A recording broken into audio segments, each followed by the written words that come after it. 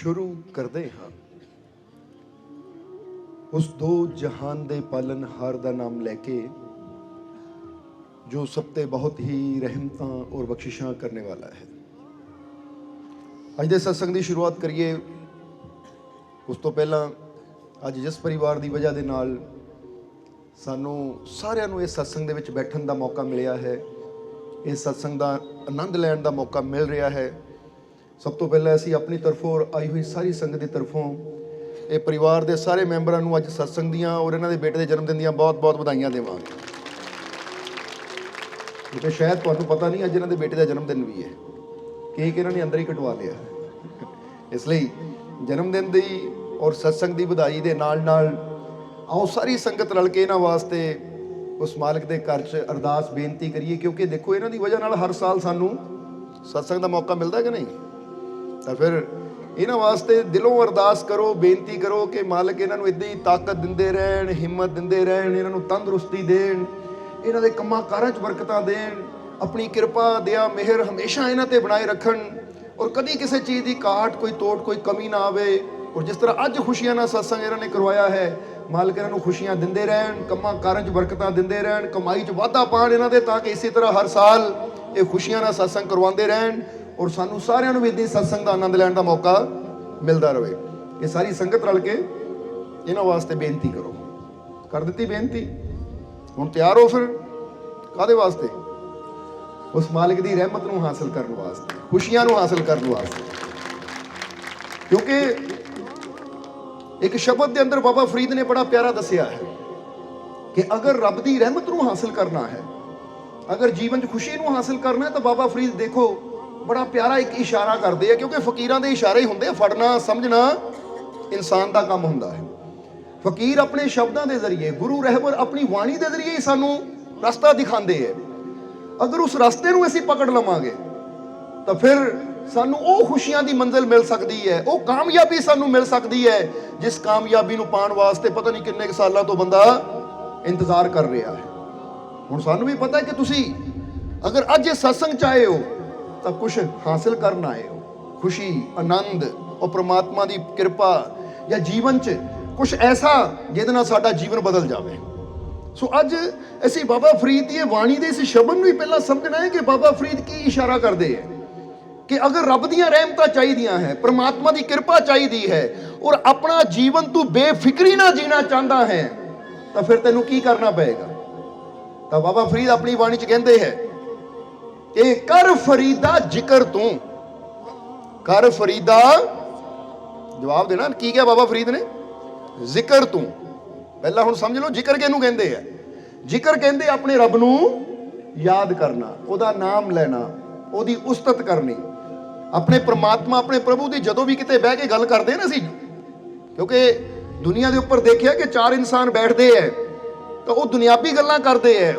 हुण टाइम वो दुनियावी गल्लां च अगर खराब करते हैं तो उन्होंने पल्ले कुछ नहीं पैंदा, पर अगर उही समा वो अपने रब की उस्तत कर लैण, अपने रब दीयां वडियाइयां दा जिक्र कर लैण, तो उन्हां दा उही समा सफल हो जाता, तो रब दीयां रहमतां नाल भी जोड़ दिंदा है। देखो टाइम उही है, फालतू दीयां गल्लां चलाया व्यर्थ चला गया, और अगर उन्होंने अपने परमात्मा के जिक्र चलाया, उसकी याद चलाया, तो उही टाइम अपना इंसान सफल बना लेंदा है।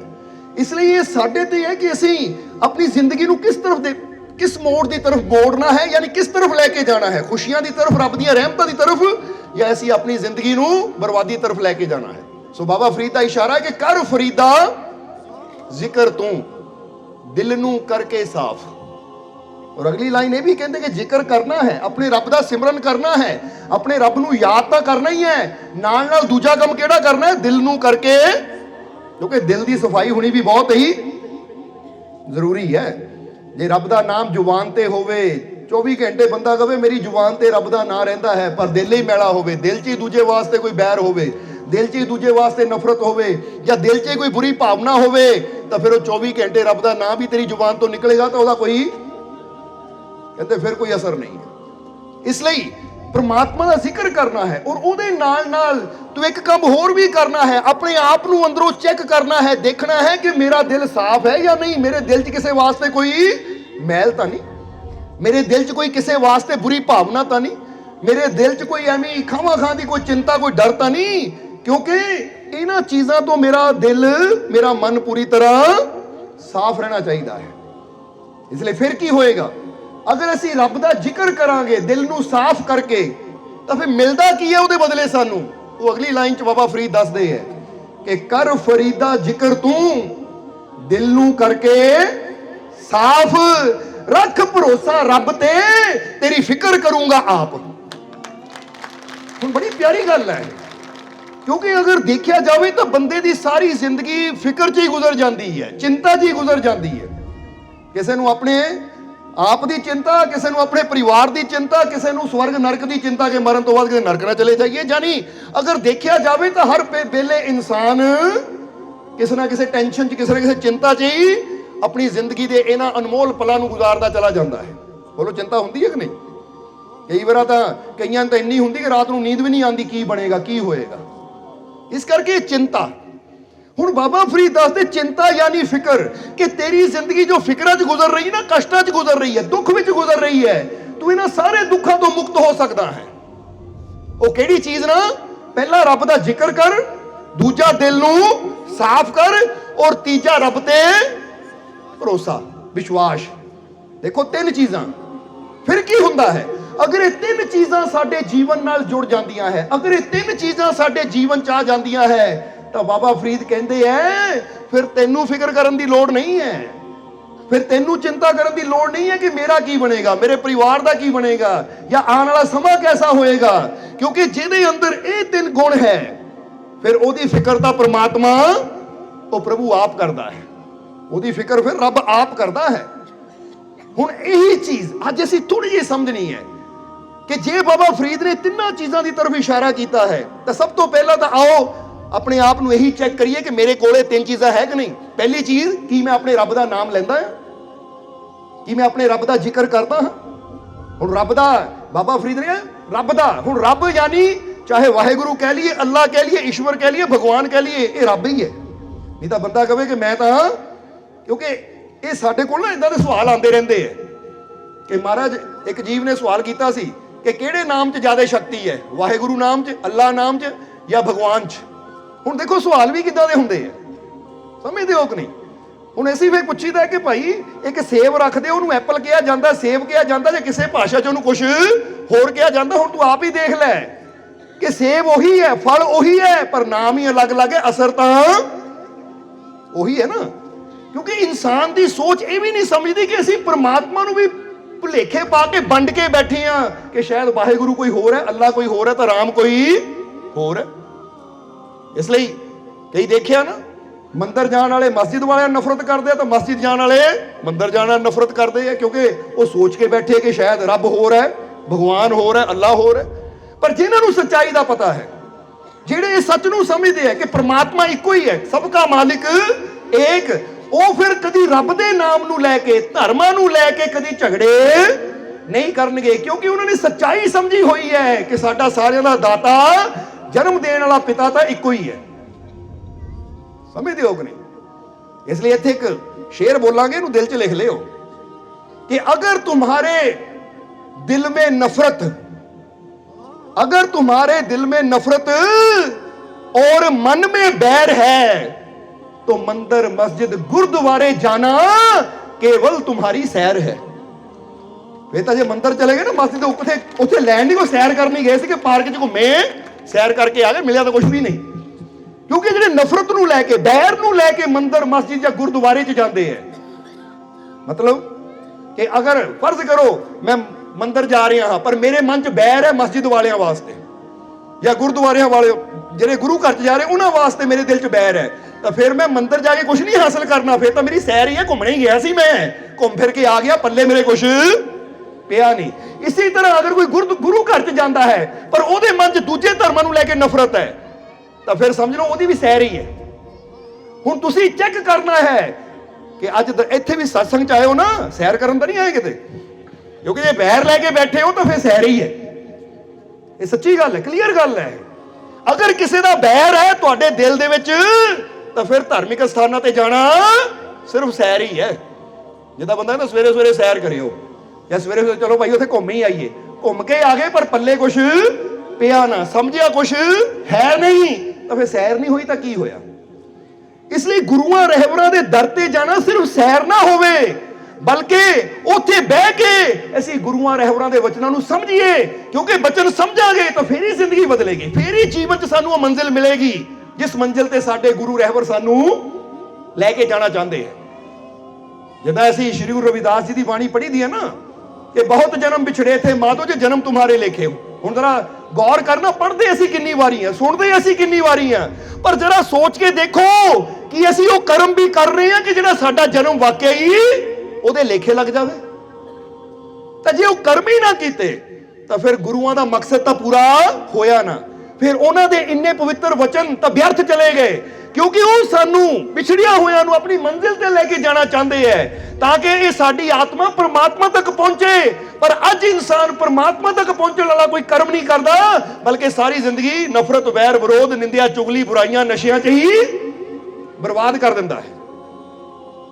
इसलिए ये समझना है कि सिर्फ गुरुआं रहबरां दी बाणी पढ़न नाल या उन्हां दी तस्वीर दी पूजा करन वाली गल नहीं बननी, सानू अपने जीवन जो कर्म भी करने पैणगे, वो असूल भी अपनाने पैणगे, वो आदतां भी सानू अपनाणियां पैणगियां जेड़ियां सानू उस मंजिल तक लेके जाण जिथे साडे गुरु सानू देखना चाहते हैं कि भाई इत्थे पहुंचे तू, ताकि ये जन्म तेरा व्यर्थ ना जावे।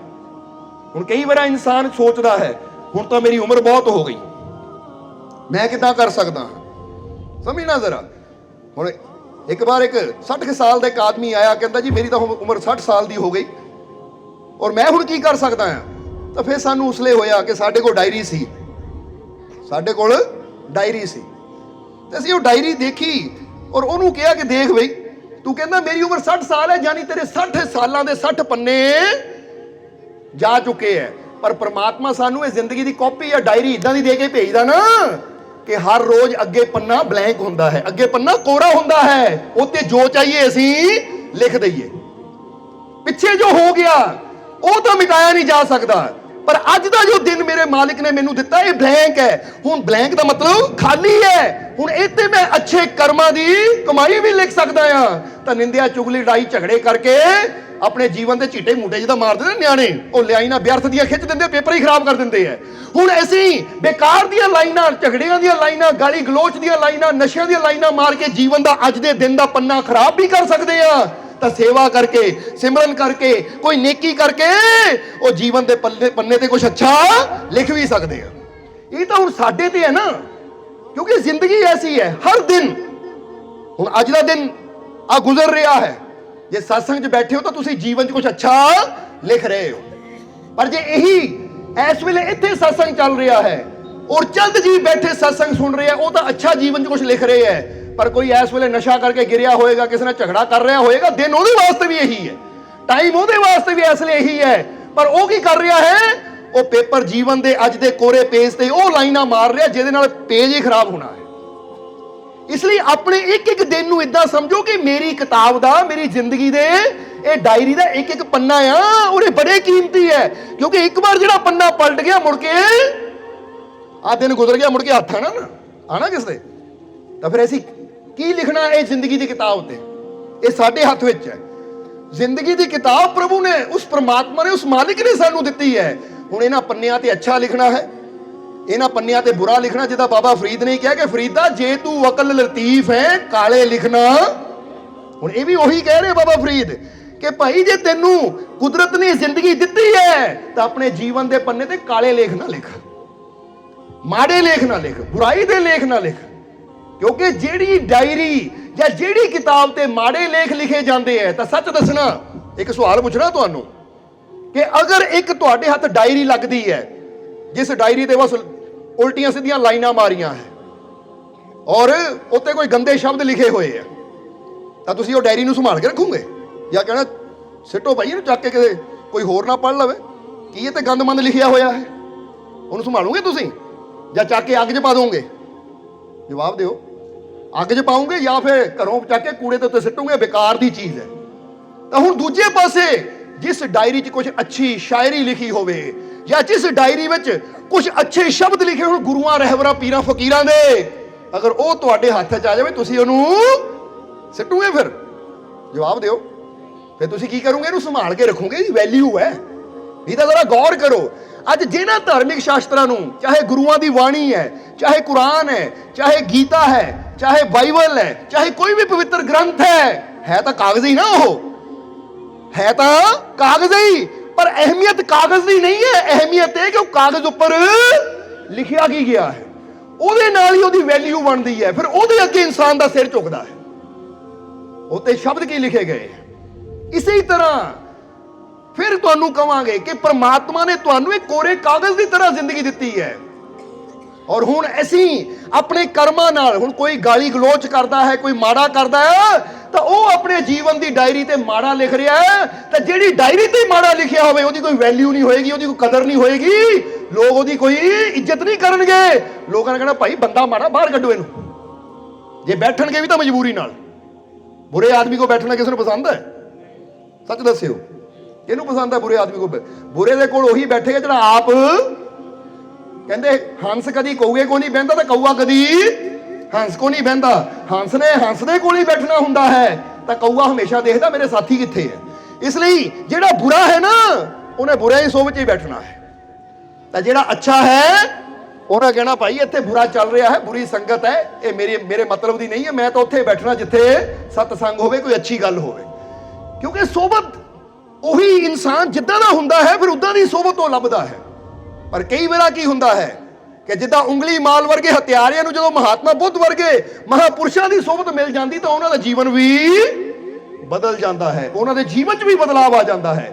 ਇਹ ਜ਼ਰੂਰ ਹੈ ਕਿ ਜਦੋਂ ਅਸੀਂ ਅੱਛਿਆਂ ਦੀ ਸੋਬਤ ਕਰਦੇ ਹਾਂ ਔਰ ਉਹਨਾਂ ਦੇ ਵਿਚਾਰਾਂ ਨੂੰ ਸੁਣ ਕੇ ਸਮਝ ਕੇ ਉਹਦਾ ਪਾਲਨ ਕਰਦੇ ਹਾਂ ਤਾਂ ਫਿਰ ਸਾਡਾ ਜੀਵਨ ਬਦਲਦਾ ਹੈ। ਸਿਰਫ ਬੈਠਣ ਵਾਲੀ ਗੱਲ ਨਹੀਂ ਬਣਦੀ। ਫਿਰ ਕਵਾਂਗੇ ਅਸੀਂ, ਕਈ ਵਾਰ ਬੰਦਾ ਕਹਿੰਦਾ ਸਤਸੰਗ 'ਚ ਬਹਿ ਗਿਆ ਮੇਰਾ ਜੀਵਨ ਤਾਂ ਬਦਲਿਆ ਨਹੀਂ, ਤਾਂ ਇੱਥੇ ਗੱਲ ਕਹਿਣੀ ਚਾਹਾਂਗੇ ਅਸੀਂ। ਕਹਿੰਦੇ ਕਕਈ ਸਮਝਦੇ ਹੋ ਨਾ ਤੁਸੀਂ, ਔਰ ਮਥੁਰਾ ਜੋ ਉਹਦੀ ਦਾਸੀ ਸੀ, ਇਹ ਕਿਹਦੇ ਰਾਜ 'ਚ ਰਹਿੰਦੀਆਂ ਸੀ? ਰਾਮ ਦੇ ਨਾਲ ਰਹਿੰਦੀਆਂ ਸੀ, ਜਿਹਨੂੰ ਕਹਿੰਦੇ ਰਾਮ ਰਾਜ ਆ। ਰਾਮ ਦੇ ਕੋਲ ਰਹਿੰਦੀਆਂ ਸੀ, ਰਾਮ ਨੂੰ ਕਿੰਨਾ ਪਿਆਰ ਕਰਦੀਆਂ ਸੀ, ਪਰ ਰਾਮ ਦੀ ਸੋਬਤ ਵੀ ਮਥੁਰਾ ਨੂੰ ਬਦਲ ਨਾ ਪਾਈ, ਕਿਉਂਕਿ ਮਥੁਰਾ ਨੇ ਰਾਮ ਦਾ ਸੰਗ ਜ਼ਰੂਰ ਕੀਤਾ ਪਰ ਰਾਮ ਦੇ ਚਰਿੱਤਰ ਨੂੰ, ਰਾਮ ਦੇ ਬਾਣੀ ਨੂੰ ਆਪਣੇ ਅੰਦਰ ਜਾਣ ਨਹੀਂ ਦਿੱਤਾ। ਜਿੱਦਾਂ ਪੱਥਰ ਨੂੰ ਜਿੰਨਾ ਚਿਰ ਮਰਜੀ ਪਾਣੀ 'ਚ ਰੱਖ ਲਓ, ਬਾਹਰ ਕੱਢੂਗੇ ਤਾਂ ਸੁੱਕੇ ਦਾ ਸੁੱਕਾ ਹੀ ਰਹਿਣਾ ਉਹਨਾਂ। ਤਾਂ ਦੂਜੇ ਪਾਸੇ ਭਵਿਸ਼ਣ ਦੇਖ ਲਓ, ਔਰ ਰਾਵਣ ਦੇ ਰਾਜੇ 'ਚ ਰਹਿ ਕੇ ਵੀ ਰਾਮ ਜਪਦਾ ਸੀ, ਰਾਮ ਦੀ ਭਗਤੀ ਕਰਦਾ ਸੀ। ਸੋ ਦੱਸਣਾ ਕੀ ਚਾਹੁੰਦੇ ਅਸੀਂ ਕਿ ਸਿਰਫ ਇੰਨਾ ਹੀ ਨਾ ਸੋਚੋ ਕਿ ਸੰਗ ਨਾਲ ਹੀ ਕੁਝ ਹੋ ਜਾਣਾ ਹੈ, ਉਹਦੇ ਨਾਲ ਗੁਣ ਵੀ ਲੈਣੇ ਪੈਂਦੇ ਹੈ। ਹੁਣ ਸਤਸੰਗ ਵਿੱਚ ਤੁਸੀਂ ਬੈਠੇ ਜ਼ਰੂਰ ਹੋ, ਪਰ ਅਗਰ ਤੁਹਾਡਾ ਧਿਆਨ ਹੀ ਨਹੀਂ ਇਹਨਾਂ ਵਚਨਾਂ ਵੱਲ, ਅਗਰ ਧਿਆਨ ਹੀ ਨਹੀਂ ਇਹਨਾਂ ਸ਼ਬਦਾਂ ਵੱਲ, ਧਿਆਨ ਹੀ ਕਿਤੇ ਹੋਰ ਹੈ, ਤਾਂ ਇਹ ਅੱਧਾ ਪੌਣਾ ਘੰਟਾ ਇੱਕ ਬੈਠਣਾ ਵੀ ਤੁਹਾਨੂੰ ਕੋਈ ਅਸਰ ਨਹੀਂ ਦੇਗਾ। ਪਰ ਜੇ ਇੱਕ ਇੱਕ ਵਚਨ ਨੂੰ ਆਪਣੇ ਕੰਨਾਂ ਦੇ ਜ਼ਰੀਏ ਹਿਰਦੇ ਤੱਕ ਜਾਣ ਦਈਏ ਤਾਂ ਫਿਰ ਅੱਜ ਹੀ ਜੀਵਨ ਬਦਲਣਾ ਸ਼ੁਰੂ ਹੋ ਜਾਏਗਾ, ਅੱਜ ਹੀ ਜੀਵਨ 'ਚ ਬਦਲਾਵ ਆਏਗਾ। ਕਿਉਂਕਿ ਰੱਬ ਦੇ ਜ਼ਿਕਰ ਦਾ, ਪਰਮਾਤਮਾ ਦੀ ਬਾਣੀ ਦਾ ਅਸਰ ਬਹੁਤ ਹੈ, ਪਰ ਉਹ ਹੁੰਦਾ ਉਦੋਂ ਜਦੋਂ ਅੰਦਰ ਜਾਏਗਾ। ਜਿੱਦਾਂ ਬੰਦਾ ਸਮਝ ਲਓ ਪਿਆਸ ਲੱਗੀ ਹੋਈ ਹੈ, ਪਰ ਜੇ ਪਾਣੀ ਬੰਦਾ ਮੂੰਹ 'ਚ ਪਾਵੇ ਕਰਕੇ ਥੁੱਕ ਦੇਵੇ ਤਾਂ ਪਿਆਸ ਬੁੱਝ ਨਹੀਂ ਹੁੰਦੀ। ਇਹਦਾ ਮਤਲਬ ਪਾਣੀ ਤਾਂ ਹੈ, ਪਿਆਸ ਵੀ ਹੈ, ਪਰ ਜੇ ਅੰਦਰ ਹੀ ਨਹੀਂ ਜਾਏਗਾ ਤਾਂ ਪਿਆਸ ਮਿਟੇਗੀ ਨਹੀਂ। ਇਸ ਲਈ ਸ਼ਬਦਾਂ ਨੂੰ ਸਿਰਫ ਕੰਨਾਂ ਤੱਕ ਹੀ ਨਹੀਂ, ਆਪਣੇ ਹਿਰਦੇ ਤੱਕ ਜਾਣ ਦਿਓ। ਜਿੱਦਾਂ ਕਹਿੰਦੇ ਨੇ, ਇੱਕ ਵਾਰ ਇੱਕ ਮੂਰਤੀਕਾਰ ਬਾਦਸ਼ਾਹ ਅਕਬਰ ਦੇ ਦਰਬਾਰ ਚਲਾ ਗਿਆ। ਉਹਨੇ 3 ਮੂਰਤੀਆਂ ਬਣਾਈਆਂ ਸੀ, ਬੜੀਆਂ ਸੁੰਦਰ ਮੂਰਤੀਆਂ, ਔਰ ਤਿੰਨਾਂ ਮੂਰਤੀਆਂ ਨੂੰ ਲਿਜਾ ਕੇ ਉਹਨਾਂ ਅਕਬਰ ਦੇ ਦਰਬਾਰ 'ਚ ਨਾ ਭਰੀ ਸਭਾ ਦੇ ਸਾਹਮਣੇ ਰੱਖ ਦਿੱਤਾ। ਉਹ ਮੂਰਤੀਕਾਰ ਨੇ ਜਦੋਂ ਅਕਬਰ ਨੇ ਦੇਖਿਆ ਬਾਦਸ਼ਾਹ ਨੇ ਕਿ ਮੂਰਤੀਆਂ ਬੜੀਆਂ ਖੂਬਸੂਰਤ ਹੈ, ਬੜੀਆਂ ਸੁੰਦਰ ਮੂਰਤੀਆਂ ਹੈ, ਉਹਨਾਂ ਨੇ ਕਾਰੀਗਰ ਦੀ ਤਾਰੀਫ ਕੀਤੀ, ਮੂਰਤੀਕਾਰ ਦੀ ਤਾਰੀਫ ਕੀਤੀ, ਵਾਹ ਵੀ ਕਮਾਲ ਦੀਆਂ ਮੂਰਤੀਆਂ ਬਣਾਈਆਂ, ਬੜੀਆਂ ਸੋਹਣੀਆਂ ਮੂਰਤੀਆਂ ਹੈ, ਇਸ ਲਈ ਮੈਂ ਇਹਨਾਂ ਨੂੰ ਖਰੀਦਣਾ ਚਾਹੁੰਦਾ ਹਾਂ, ਕਿਉਂਕਿ ਇੰਨੀਆਂ ਸੁੰਦਰ ਮੂਰਤੀਆਂ ਖਰੀਦ ਕੇ ਮੈਂ ਆਪਣੇ ਦਰਬਾਰ ਦੀ ਸ਼ੋਭਾ ਵਧਾਊਂਗਾ, ਇਸ ਕਰਕੇ ਦੱਸ ਇਹਨਾਂ ਦਾ ਕੀ ਦਾਮ ਹੈ। ਤਾਂ ਮੂਰਤੀਕਾਰ ਹੱਸ ਕੇ ਕਹਿਣ ਲੱਗਾ ਕਿ ਮਹਾਰਾਜ ਇਹ ਮੂਰਤੀਆਂ ਹੈ ਬਾਦਸ਼ਾਹ ਸਲਾਮਤ, ਇਹ ਮੂਰਤੀਆਂ ਮੈਂ ਤੁਹਾਨੂੰ ਮੁਫਤ 'ਚ ਦੇ ਦਊਂ, ਪਰ ਅਗਰ ਮੈਨੂੰ ਇਹਨਾਂ ਮੂਰਤੀਆਂ ਦੀ ਕੋਈ ਸਹੀ ਕੀਮਤ ਦੱਸ ਦੇਗਾ ਤਾਂ ਇਹ ਮੂਰਤੀਆਂ ਮੁਫਤ ਵਿੱਚ, ਔਰ ਮੈਂ ਇਹ ਵੀ ਦੱਸ ਦੇਵਾਂ ਇਹਨਾਂ 'ਚੋਂ ਇੱਕ ਮੂਰਤੀ ਜਿਹਦੀ ਕੋਈ ਕੀਮਤ ਹੈ ਹੀ ਨਹੀਂ, ਜਿਹਦੀ ਕੋਈ ਕੀਮਤ ਹੈ ਹੀ ਨਹੀਂ, ਦੂਸਰੀ ਮੂਰਤੀ ਜਿਹਦੀ ਕੀਮਤ 50 ਸੋਨੇ ਦੀਆਂ ਮੋਹਰਾਂ ਹੈ, ਔਰ ਤੀਸਰੀ ਮੂਰਤੀ ਜਿਹਦੀ ਕੀਮਤ 100 ਸੋਨੇ ਦੀਆਂ ਮੋਹਰਾਂ ਹੈ। ਪਰ ਦੱਸਣ ਵਾਲਾ ਜੇ ਦੱਸੇਗਾ ਕਿ ਇਹਦੀ ਕੀਮਤ 0 ਹੈ, ਇਹਦੀ ਕੀਮਤ 50 ਹੈ, ਇਹਦੀ ਕੀਮਤ 100 ਹੈ, ਜੇ ਸਹੀ ਦੱਸ ਦਿੱਤਾ ਤਾਂ ਤਿੰਨੇ ਹੀ ਤੁਹਾਡੀਆਂ। ਕਿਉਂਕਿ ਉਹ ਕਾਰੀਗਰ ਆਇਆ ਸੀ ਬਾਦਸ਼ਾਹ ਦੇ ਦਰਬਾਰੀਆਂ ਦਾ ਇਮਤਿਹਾਨ ਲੈਣ ਕਿ ਕੋਈ ਇੰਨਾ ਬੁੱਧੀਮਾਨ, ਇੰਨਾ ਸਮਝਦਾਰ ਹੈ ਵੀ ਇੱਥੇ ਜਿਹੜਾ ਦੱਸ ਸਕੇ ਕਿ ਕਿਹੜੀ ਮੂਰਤੀ 0 ਹੈ, 0 ਯਾਨੀ ਬੇਕਾਰ, ਔਰ ਕਿਹੜੀ ਮੂਰਤੀ ਦੀ ਕੀਮਤ 50 ਹੈ ਤੇ ਕਿਹੜੀ 100 ਹੈ। ਇਸ ਲਈ ਇਮਤਿਹਾਨ ਲੈਣ ਆਇਆ ਸੀ, ਕਿਉਂਕਿ ਉਹਨੇ ਸੁਣਿਆ ਸੀ ਕਿ ਬੀਰਬਲ ਬੜਾ ਬੁੱਧੀਮਾਨ ਹੈ। ਇਸ ਕਰਕੇ ਉਹ ਇਮਤਿਹਾਨ ਲੈਣ ਆਇਆ ਸੀ ਕਿ ਦੇਖਾਂ ਬਾਦਸ਼ਾਹ ਦੇ ਦਰਬਾਰ 'ਚ ਵਾਕਈ ਕੋਈ ਐਸਾ ਬੁੱਧੀਮਾਨ ਹੈ ਜਿਹੜਾ ਮੇਰੀ ਚਲਾਕੀ ਨੂੰ ਫੜ ਲੈਂਦਾ ਹੈ। ਤਾਂ ਉਸ ਵੇਲੇ ਬਾਦਸ਼ਾਹ ਨੇ ਦੇਖਿਆ, ਕੁਦਰਤੀ ਉਸ ਵੇਲੇ ਬੀਰਬਲ ਹਲੇ ਆਇਆ ਹੀ ਨਹੀਂ ਸੀ। ਬੀਰਬਲ ਨੂੰ ਬਾਦਸ਼ਾਹ ਨੇ ਕਿਸੇ ਕੰਮ ਭੇਜਿਆ ਸੀ। ਜਿੱਦਾਂ ਬਾਦਸ਼ਾਹ ਡਿਊਟੀ ਲਾ ਦਿੰਦਾ ਨਾ ਕਿ ਜਾ ਮੰਤਰੀ ਫਲਾਣਾ ਕੰਮ ਤੇਰੇ ਜ਼ਿੰਮੇ ਕਰਕੇ ਆ, ਤਾਂ ਬੀਰਬਲ ਉਸ ਵੇਲੇ ਦਰਬਾਰ 'ਚ ਨਹੀਂ ਸੀ। ਬਾਦਸ਼ਾਹ ਨੇ ਦਰਬਾਰੀਆਂ ਨੂੰ ਕਿਹਾ ਦੇਖੋ ਬਈ, ਹੁਣ ਕੱਲਾ ਕੱਲਾ ਦਰਬਾਰੀ ਉੱਠ ਕੇ ਕੱਲੀ ਕੱਲੀ ਮੂਰਤੀ ਨੂੰ ਚੱਕ ਕੇ ਦੇਖਦਾ, ਵਜਨ ਵੀ ਉਨਾ ਗਈ ਹੈ, ਦੇਖਣ ਨੂੰ ਵੀ ਉਨਾ ਗਈ ਹੈ। ਠੋਕ ਵਜਾ ਕੇ ਦੇਖਦੇ ਕਿ ਹੋ ਸਕਦਾ ਕਿ ਮਿੱਟੀ ਦੀ ਬਣੀ ਹੋਵੇ, ਕਿ ਲੱਕੜ ਦੀ ਬਣੀ ਹੋਵੇ, ਕਿ ਸੋਨੇ ਜਾਂ ਕਿਸੇ ਹੋਰ ਚੀਜ਼ ਦੀ ਬਣੀ ਹੋਵੇ, ਪਰ ਦੇਖਣ ਨੂੰ ਸਾਰੀਆਂ ਉਦਾਂ ਦੀਆਂ ਹੀ ਆ। ਬਣੀਆਂ ਵੀ ਇੱਕੋ ਹੀ ਧਾਤੂ ਦੀਆਂ ਹੈ, ਵਜਨ ਵੀ ਉਨਾ ਕੁ ਹੈ, ਦੇਖਣ ਨੂੰ ਵੀ ਉਦਾਂ ਦੀਆਂ ਹੈ, ਫਰਕ ਕੋਈ ਲੱਗਦਾ ਨਹੀਂ। ਪਰ ਫਿਰ ਕਿੱਦਾਂ ਇੱਕ ਦੀ ਕੀਮਤ ਕੁਛ ਵੀ ਹੈ ਨਹੀਂ, ਦੂਜੇ ਦੀ ਅੱਧੀ ਹੈ ਯਾਨੀ 50 ਔਰ ਤੀਜੀ ਦੀ 100। ਬੜੇ ਪਰੇਸ਼ਾਨ ਹੋ ਗਏ ਦਰਬਾਰੀ, ਸਮਝ ਕੁਛ ਆਵੇ ਨਾ। ਬੜੀ ਬਰੀਕੀ ਨਾਲ ਸਾਰਿਆਂ ਨੇ ਦੇਖਿਆ ਪਰ ਕੋਈ ਸਮਝ ਨਹੀਂ ਆਈ, ਤਾਂ ਸਾਰੇ ਪਰੇਸ਼ਾਨ। ਤਾਂ ਕਾਰੀਗਰ ਮੁਸਕਰਾ ਰਿਹਾ ਹੈ, ਮੂਰਤੀਕਾਰ ਮੁਸਕਰਾ ਰਿਹਾ, ਕਹਿੰਦੇ ਮਹਾਰਾਜ ਕੋਈ ਵੀ ਹੈ ਨਹੀਂ ਤੁਹਾਡੇ ਦਰਬਾਰ 'ਚ। ਮੈਂ ਤਾਂ ਸੁਣਿਆ ਸੀ ਬਾਦਸ਼ਾਹ ਅਕਬਰ ਦੇ ਦਰਬਾਰ 'ਚ ਹਰ ਸਵਾਲ ਦਾ ਜਵਾਬ ਹੈ। ਉਹ ਅਕਬਰ ਕਹਿੰਦਾ ਜਵਾਬ ਤਾਂ ਹੈ, ਪਰ ਹਾਲੇ ਜਵਾਬ ਦੇਣ ਵਾਲਾ ਬੰਦਾ ਹੈ ਨਹੀਂ ਸਾਡਾ ਇੱਥੇ, ਕਿਉਂਕਿ ਹਰ ਕੋਈ ਜਵਾਬ ਦੇ ਵੀ ਨਹੀਂ ਸਕਦਾ। ਸਮਝਣਾ ਜ਼ਰਾ। ਇਸ ਲਈ ਤੁਹਾਡੇ ਜੀਵਨ 'ਚ ਵੀ ਕੋਈ ਮੁਸ਼ਕਿਲ ਹੈ ਨਾ, ਤਾਂ ਕਈ ਵਾਰ ਬੰਦਾ ਕਹਿੰਦਾ ਹੈ ਕਿ ਲੈ ਵੀ ਮੁਸ਼ਕਿਲਾਂ ਬੜੀਆਂ, ਮੈਨੂੰ ਕਿਤੇ ਹੱਲ ਨਹੀਂ ਮਿਲਿਆ, ਮੇਰੀ ਪ੍ਰੋਬਲਮ ਕਿਤੇ ਹੱਲ ਨਹੀਂ ਹੋਈ, ਮੇਰੀ ਆ ਮੁਸ਼ਕਿਲ ਦੂਰ ਨਹੀਂ ਹੋਈ। ਤਾਂ ਫਿਰ ਇੱਕ ਗੱਲ ਤੁਹਾਨੂੰ ਵੀ ਕਵਾਂਗੇ, ਹਰ ਮੁਸ਼ਕਿਲ ਦਾ ਹੱਲ ਹੁੰਦਾ ਹੈ, ਪਰ ਹਾਲੇ ਤੱਕ ਮੁਸ਼ਕਿਲ ਹੱਲ ਕਰਨ ਵਾਲਾ ਨਹੀਂ ਤੁਹਾਨੂੰ ਮਿਲਿਆ। ਪਰ ਹੁਣ ਪਹੁੰਚ ਗਏ ਮਾਲਕਾਂ ਦੇ ਚਰਨਾਂ 'ਚ। ਤੁਸੀਂ ਜੇ ਵਿਸ਼ਵਾਸ ਰੱਖੋਗੇ, ਯਕੀਨ ਰੱਖੋਗੇ, ਤਾਂ ਹਰ ਮੁਸ਼ਕਿਲ ਦਾ ਹੱਲ ਵੀ ਹੋਏਗਾ। ਕਿਉਂਕਿ ਜਿੱਦਾਂ ਹੀ ਇੱਕ ਸ਼ੇਰ ਕਹੀਦਾ ਨਾ ਕਿ ਉਹਦੀ ਹਰ ਮੁਸ਼ਕਿਲ ਦਾ ਹੱਲ ਹੈ, ਮੇਰਾ ਮਾਲਿਕ ਜਿਹਦੇ ਵੱਲ ਹੈ। ਉਹ ਜਿਹਦੇ ਵੱਲੋਂ ਮਾਲਿਕ ਹੋਵੇ ਉਹਦੀ ਹਰ ਮੁਸ਼ਕਿਲ ਦਾ ਹੱਲ ਹੋ ਜਾਂਦਾ ਹੈ। ਫਿਰ ਏਦਾਂ ਦਾ ਕਿਹੜਾ ਹੱਲ ਹੈ ਜਿਹੜਾ ਉਹਦੇ ਘਰ 'ਚੋਂ ਨਾ ਮਿਲੇ? ਜੀ ਤਾਂ ਦੇਖੋ ਸੋਚ ਕੇ ਕਿ ਰੱਬ ਦੇ ਘਰ 'ਚ ਹੱਲ ਹੈ ਕਿ ਨਹੀਂ ਹਰ ਚੀਜ਼ ਦਾ। ਬਸ ਵਿਸ਼ਵਾਸ ਦੀ ਤਾਰ ਜੋੜਨੀ ਪੈਂਦੀ ਹੈ, ਭਰੋਸਾ ਰੱਖਣਾ ਪੈਂਦਾ ਆਪਣੇ ਮਾਲਿਕ ਤੇ, ਤਾਂ ਹਰ ਮੁਸ਼ਕਿਲ ਦਾ ਹੱਲ ਹੋ ਜਾਂਦਾ ਹੈ। ਸੋ ਕਾਰੀਗਰ ਨੂੰ ਬਾਦਸ਼ਾਹ ਨੇ ਕਿਹਾ ਹੱਲ ਤਾਂ ਹੈ ਭਾਈ, ਤੇਰੇ ਹਰ ਸਵਾਲ ਦਾ ਜਵਾਬ ਹੈ, ਪਰ ਜਿਹਨੇ ਜਵਾਬ ਦੇਣਾ ਉਹ ਆਉਣ ਵਾਲਾ ਹੀ ਹੈ। ਹਾਲੇ ਗੱਲਬਾਤ ਚੱਲ ਰਹੀ ਸੀ, ਜਾਨੂੰ ਬੀਰਬਲ ਵੀ ਆ ਗਿਆ। ਬੀਰਬਲ ਨੇ ਜਦੋਂ ਦੇਖਿਆ ਸਾਰਾ ਦਰਬਾਰ ਗੰਭੀਰ ਹੋ ਕੇ ਬੈਠਾ ਹੈ, ਸਾਹਮਣੇ 3 ਮੂਰਤੀਆਂ ਕੋਲ ਕਾਰੀਗਰ ਖੜਾ ਹੈ, ਤਾਂ ਬੀਰਬਲ ਸਮਝ ਗਿਆ ਕੁਛ ਨਾ ਕੁਛ ਕਹਾਣੀ ਤਾਂ ਹੈ ਇੱਥੇ। ਬੀਰਬਲ ਨੇ ਆ ਕੇ ਬਾਦਸ਼ਾਹ ਨੂੰ ਪ੍ਰਣਾਮ ਕੀਤਾ, ਗਿਆ ਬਾਦਸ਼ਾਹ ਸਲਾਮਤ, ਤੁਸੀਂ ਜੋ ਮੈਨੂੰ ਹੁਕਮ ਲਾਇਆ ਸੀ ਉਹ ਕੰਮ ਪੂਰਾ ਹੋ ਗਿਆ। ਬਾਦਸ਼ਾਹ ਨੇ ਕਿਹਾ ਬੀਰਬਲ ਉਹ ਕੰਮ ਪੂਰਾ ਕਰਿਆ, ਹੁਣ ਆ ਵੀ ਕੰਮ ਪੂਰਾ ਕਰ ਜਿਹੜਾ ਦਰਬਾਰ 'ਚ ਆ ਗਿਆ। ਕਹਿੰਦੇ ਮਹਾਰਾਜ ਇੱਥੇ ਕੀ ਹੋ ਗਿਆ? ਕਿਉਂਕਿ ਮੈਂ ਦੇਖ ਰਿਹਾ ਪੂਰੇ ਦਰਬਾਰ 'ਚ ਪਰੇਸ਼ਾਨੀ ਦਾ ਮਾਹੌਲ ਹੈ, ਆਖਰ ਦੱਸੋ ਮੁਸ਼ਕਿਲ ਕੀ ਹੈ? ਔਰ ਫਿਰ ਕਹਾਂਗੇ ਕਿ ਜੇ ਹੱਲ ਨਜ਼ਰ ਨਾ ਆਵੇ ਤਾਂ ਪਰੇਸ਼ਾਨ ਹੋਣ ਦੀ ਲੋੜ ਨਹੀਂ ਹੈ। ਸਮਝਦੇ ਹੋ ਕਿ ਨਹੀਂ? ਕਿਉਂਕਿ ਜਿੱਦਾਂ ਦਾ ਪਰੇਸ਼ਾਨੀ ਦਾ ਮਾਹੌਲ ਕਦੋਂ ਬਣਦਾ? ਜਦੋਂ ਬੰਦਾ ਕਹਿੰਦਾ ਪ੍ਰੋਬਲਮ ਹੈ, ਸੋਲੂਸ਼ਨ ਨਹੀਂ ਕੋਈ ਮਿਲਦਾ। ਫਿਰ ਕਹਾਂਗੇ ਜੇ ਪ੍ਰੋਬਲਮ ਹੈ ਤਾਂ ਪਰੇਸ਼ਾਨ ਹੋ ਕੇ ਜ਼ਿੰਦਗੀ ਨੂੰ ਜਾਂ ਆਪਣੀ ਪ੍ਰੋਬਲਮ ਨੂੰ ਵਧਾਓ ਨਾ, ਬਲਕਿ ਉਹ ਮਾਲਕ ਦੇ ਘਰ ਤੱਕ ਪਹੁੰਚੋ, ਮਾਲਕ ਦੇ ਨਾਲ ਜੁੜੋ, ਜਿੱਥੋਂ ਹਰ ਮੁਸ਼ਕਿਲ ਦਾ ਹੱਲ ਮਿਲਣਾ ਔਰ ਜੀਵਨ ਦੀਆਂ ਪਰੇਸ਼ਾਨੀਆਂ ਦੂਰ ਹੋਣੀਆਂ ਹੈ। ਕਿਉਂਕਿ ਕੋਈ ਵੀ ਪ੍ਰੋਬਲਮ ਹੋਵੇ ਉਹ ਟੈਨਸ਼ਨ ਲੈਣ ਨਾਲ, ਚਿੰਤਾ ਕਰਨ ਦੇ ਨਾਲ, ਡਰਨ ਨਾਲ ਦੂਰ ਨਹੀਂ ਹੋਣੀ, ਉਹਦਾ ਹੱਲ ਕਰਨ ਨਾਲ ਹੀ ਦੂਰ ਹੋਣੀ ਹੈ। ਸਮਝਦੇ ਹੋ ਕਿ ਨਹੀਂ? ਜਿੱਦਾਂ ਹੀ ਕਈ ਵਾਰ ਦੱਸੀ ਤਾਂ ਨਾ ਕਿ ਬਿੱਲੀ ਸਾਹਮਣੇ ਆ ਜਾਂਦੀ, ਕਬੂਤਰ ਅੱਖਾਂ ਬੰਦ ਕਰ ਲੈਂਦਾ, ਸੋਚਦਾ ਅੱਖਾਂ ਬੰਦ ਕਰ ਲਈਆਂ ਪ੍ਰੋਬਲਮ ਦੂਰ ਹੋ ਗਈ, ਤਾਂ ਹੋ ਜਾਂਦੀ ਪ੍ਰੋਬਲਮ ਦੂਰ, ਬਲਕਿ ਉਲਟਾ ਬਿੱਲੀ ਜਲਦੀ ਆ ਕੇ ਫੜ ਲੈਂਦੀ ਹੈ। ਤਾਂ ਜੇ ਕਬੂਤਰ ਥੋੜਾ ਜਿਹਾ ਕਰੇ ਕਿ ਮੇਰੇ ਕੋਲ ਪੰਖ ਹੈ ਭਾਈ, ਬਿੱਲੀ ਜ਼ਮੀਨ ਤੇ ਹੈ, ਉਹ ਮੇਰੇ ਕੋਲ ਪੰਖ ਹੈ, ਥੋੜਾ ਜਿਹਾ ਪੰਖਾਂ ਦਾ ਇਸਤੇਮਾਲ ਕਰਾਂ ਤਾਂ ਮੈਂ ਤਾਂ ਬਿੱਲੀ ਦੀ ਪਹੁੰਚ ਤੋਂ ਬਾਹਰ ਜਾ ਸਕਦਾ, ਜਿੱਥੇ ਤੱਕ ਬਿੱਲੀ ਪਹੁੰਚੇ ਨਾ ਮੈਂ ਉੱਥੇ ਬੈਠ ਸਕਦਾ ਜਾ ਕੇ। ਅੱਜ ਬੰਦਾ ਵੀ ਕੀ ਕਰਦਾ ਹੈ ਕਿ ਪ੍ਰੋਬਲਮ ਨੂੰ ਦੇਖ ਕੇ ਨਾ, ਭਾਈ ਤੂੰ ਨਸ਼ਾ ਕਿਉਂ ਕਰਦਾ ਆ ਪ੍ਰੋਬਲਮ ਆ ਗਈ, ਕਰਜ਼ਾ ਆ ਗਿਆ, ਫਲਾਨੀ ਪਰੇਸ਼ਾਨੀ ਆ ਗਈ, ਤਾਂ ਪੀ ਲਈ, ਤਾਂ ਪੀ ਕੇ ਕੀ ਅੱਖਾਂ ਖੁੱਲ ਜਾਂਦੀਆਂ, ਬੰਦ ਹੁੰਦੀਆਂ? ਸਮਝਦੇ ਹੋ ਕਿ ਨਹੀਂ? ਨਸ਼ਾ ਕਰਕੇ ਤਾਂ ਬੰਦਾ ਜੋ ਪ੍ਰੋਬਲਮ ਨਾਲ ਲੜ ਸਕਦਾ ਹੈ। ਹੁਣ ਗੌਰ ਕਰਨ ਵਾਲੀ ਗੱਲ ਹੈ, ਤੁਹਾਡੇ ਸਾਹਮਣੇ ਕੋਈ ਦੁਸ਼ਮਣ ਹੋਵੇ, ਅਗਰ ਨਸ਼ਾ ਜ਼ਿਆਦਾ ਕਰਾ ਦਿੱਤਾ ਜਾਵੇ ਤਾਂ ਬੰਦਾ ਆਪਣੇ ਪੈਰਾਂ ਤੇ ਨਹੀਂ ਖੜ ਪਾਉਂਦਾ, ਤਾਂ ਦੁਸ਼ਮਣ ਨਾਲ ਕੀ ਲੜਨਾ ਹੈ? ਉਹ ਦੁਸ਼ਮਣ ਆਏਗਾ ਚਪੇੜ ਮਾਰ ਕੇ ਕਿੱਥੇ ਆ ਪਿਆ ਥੱਲੇ। ਤਾਂ ਜਿਹੜਾ ਬੰਦਾ ਹੋਸ਼ ਵਿੱਚ ਹੋਏਗਾ, ਜਿਹਦੇ ਪੈਰ ਮਜ਼ਬੂਤ ਹੋਣਗੇ, ਉਹ ਕੀ ਕਰੇਗਾ? ਦੁਸ਼ਮਣ ਦਾ ਮੁਕਾਬਲਾ ਵੀ ਕਰੇਗਾ। ਤਾਂ ਜੇ ਮੁਕਾਬਲਾ ਵਿਸ਼ਵਾਸ ਨਾਲ, ਸਾਹਸ ਨਾਲ ਕਰਾਂਗੇ ਤਾਂ ਜਿੱਤਣ ਦੇ ਚਾਂਸ ਵੀ ਪੂਰੇ ਹੁੰਦੇ। ਇਸ ਲਈ ਜੀਵਨ 'ਚ ਪ੍ਰੋਬਲਮ ਆਣ ਤਾਂ ਬਿੱਲੀ ਵਾਂਗੂ ਨਸ਼ੇ ਕਰਕੇ, ਆਪਣੇ ਕਬੂਤਰ ਵਾਂਗੂ ਨਸ਼ੇ ਕਰਕੇ ਅੱਖਾਂ ਨਾ ਬੰਦ ਕਰੀਏ, ਬਲਕਿ ਅੱਖਾਂ ਖੋਲ ਲਈਏ ਉਸ ਵੇਲੇ। ਔਰ ਕਿੱਦਾਂ ਖੋਲੀਏ? ਜਿੱਦਾਂ ਕਬੂਤਰ ਦੇ ਕੋਲ 2 ਪੰਖ ਹੁੰਦੇ ਐ, ਤੁਹਾਡੇ ਕੋਲ ਵੀ 2 ਪੰਖ ਹੋਣੇ ਚਾਹੀਦੇ ਐ। ਇੱਕ ਪੰਖ ਆਪਣੇ ਮਾਲਿਕ ਦੇ ਵਿਸ਼ਵਾਸ ਦਾ, ਔਰ ਦੂਜਾ ਸਾਹਸ ਦਾ ਕਿ ਮੈਂ ਹਰ ਮੁਸ਼ਕਿਲ ਦਾ ਸਾਹਮਣਾ ਕਰਨ ਨੂੰ ਤਿਆਰ ਹਾਂ, ਔਰ ਵਿਸ਼ਵਾਸ ਹੈ ਮੈਨੂੰ ਮੁਸ਼ਕਿਲ ਚੋਂ ਕੱਢਣ ਵਾਲਾ ਮੇਰਾ ਮਾਲਿਕ ਮੇਰੇ।